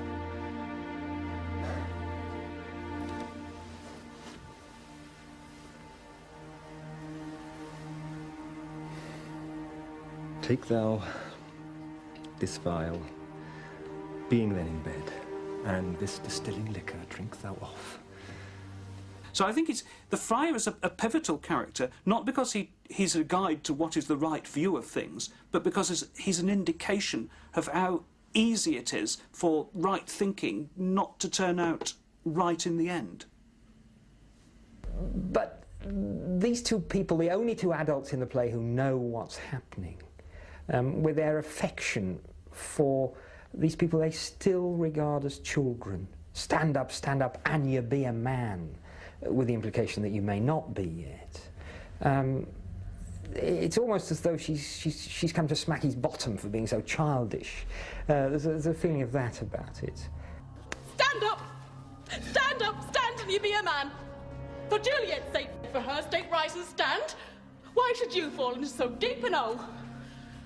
Sir, the death's the end of all. Speaks thou of Juliet? Where is she and how doth she? What says my concealed lady to our cancelled love? Oh, sir, she says nothing, but weeps and weeps. And now falls on her bed, and then starts up again, and Tybalt cries, and then on Romeo calls, and then down falls again. At the end of the play, the prince says to the friar, "We still have known thee for a holy man," which implies that he will be pardoned. But the friar has still failed to secure what he wanted, except by very extreme means. You know, the friar wanted to reconcile the two warring houses by the marriage. Well, it's happened, but not the right way. This was always meant to be a tragedy, and Friar Lawrence is trying to turn it into a comedy. Death of evil leaves us undeniably feeling that justice has been done. But the death of beauty, of love, of joy, we rail against it, and Shakespeare knows that in order for humanity to change its bigotry, intolerance, and blind injustice, events must be shattering to the human mind and spirit. He gives us twin suicides. Does this fact secure the play's mythic status? 3 deaths. Young people whose only crime was to love too strongly. Paris must die for love of Juliet, she and Romeo for the love of one another. Their suicides side by side in the cold vault, when they should have been warm in one another's embrace, leaves us horrified at the emotional bankruptcy of those who should have protected them from themselves. The death scene absolutely fulfills expectations and gives the play its necessary shape and indeed its mythic status. We know from the prologue that this is a death-marked love. We know throughout the play that this marriage in the tomb is where the play is heading. Oh, my love, my wife. Death that hath sucked the honey of thy breath hath had no power yet upon thy beauty. Thou art not conquered. Beauty's ensign yet is crimson in thy lips and in thy cheeks. Death's pale flag is not advanced there. The death scene of the two lovers is one of the most famous scenes in Shakespeare, and it's interesting to have a play with that and the balcony scene, you know, iconic scenes people know even if they don't know the play very well. The lovers speak slightly differently in the scene in the tomb. Romeo speaks more elaborately. He has this extraordinary personification of death as a rival lover. Shall I believe that unsubstantial death is amorous and keeps thee here in dark to be his paramour? For fear of that, I still will stay with thee. Time and time again through the play, the idea of death as Juliet's lover is presented. When Romeo arrives at the tomb, he's talking about her beauty, which is still unspoiled by, as he takes it, as he thinks. I mean, the irony is that, of course, she's still beautiful because she isn't dead, but he thinks that death has got her in that tomb, in that grave, to be his paramour, that insubstantial death is amorous. It's a strange and strong and disturbing idea right through the play. But Romeo and Juliet is operating in something of this territory, it seems to me, throughout. Thus with a kiss I die, Romeo's last words.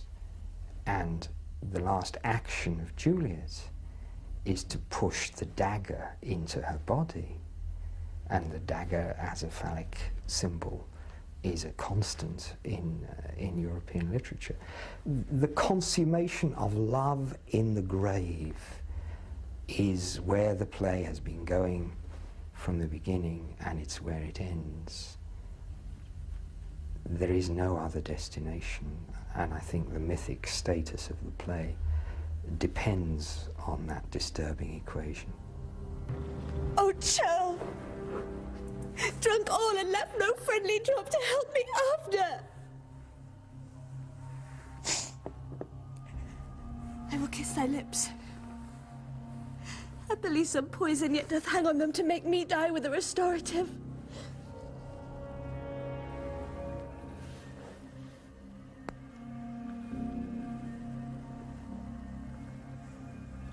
My lips are warm. But you know, to meet, to love, to be separated by a horrible accident, to imagine that you're going to meet again, and to die. I mean, what more typical version of the human journey do you want than the story of this play? It's all there. Oh, happy dagger.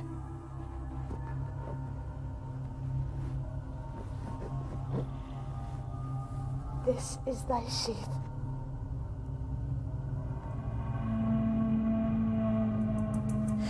There rust. And let me die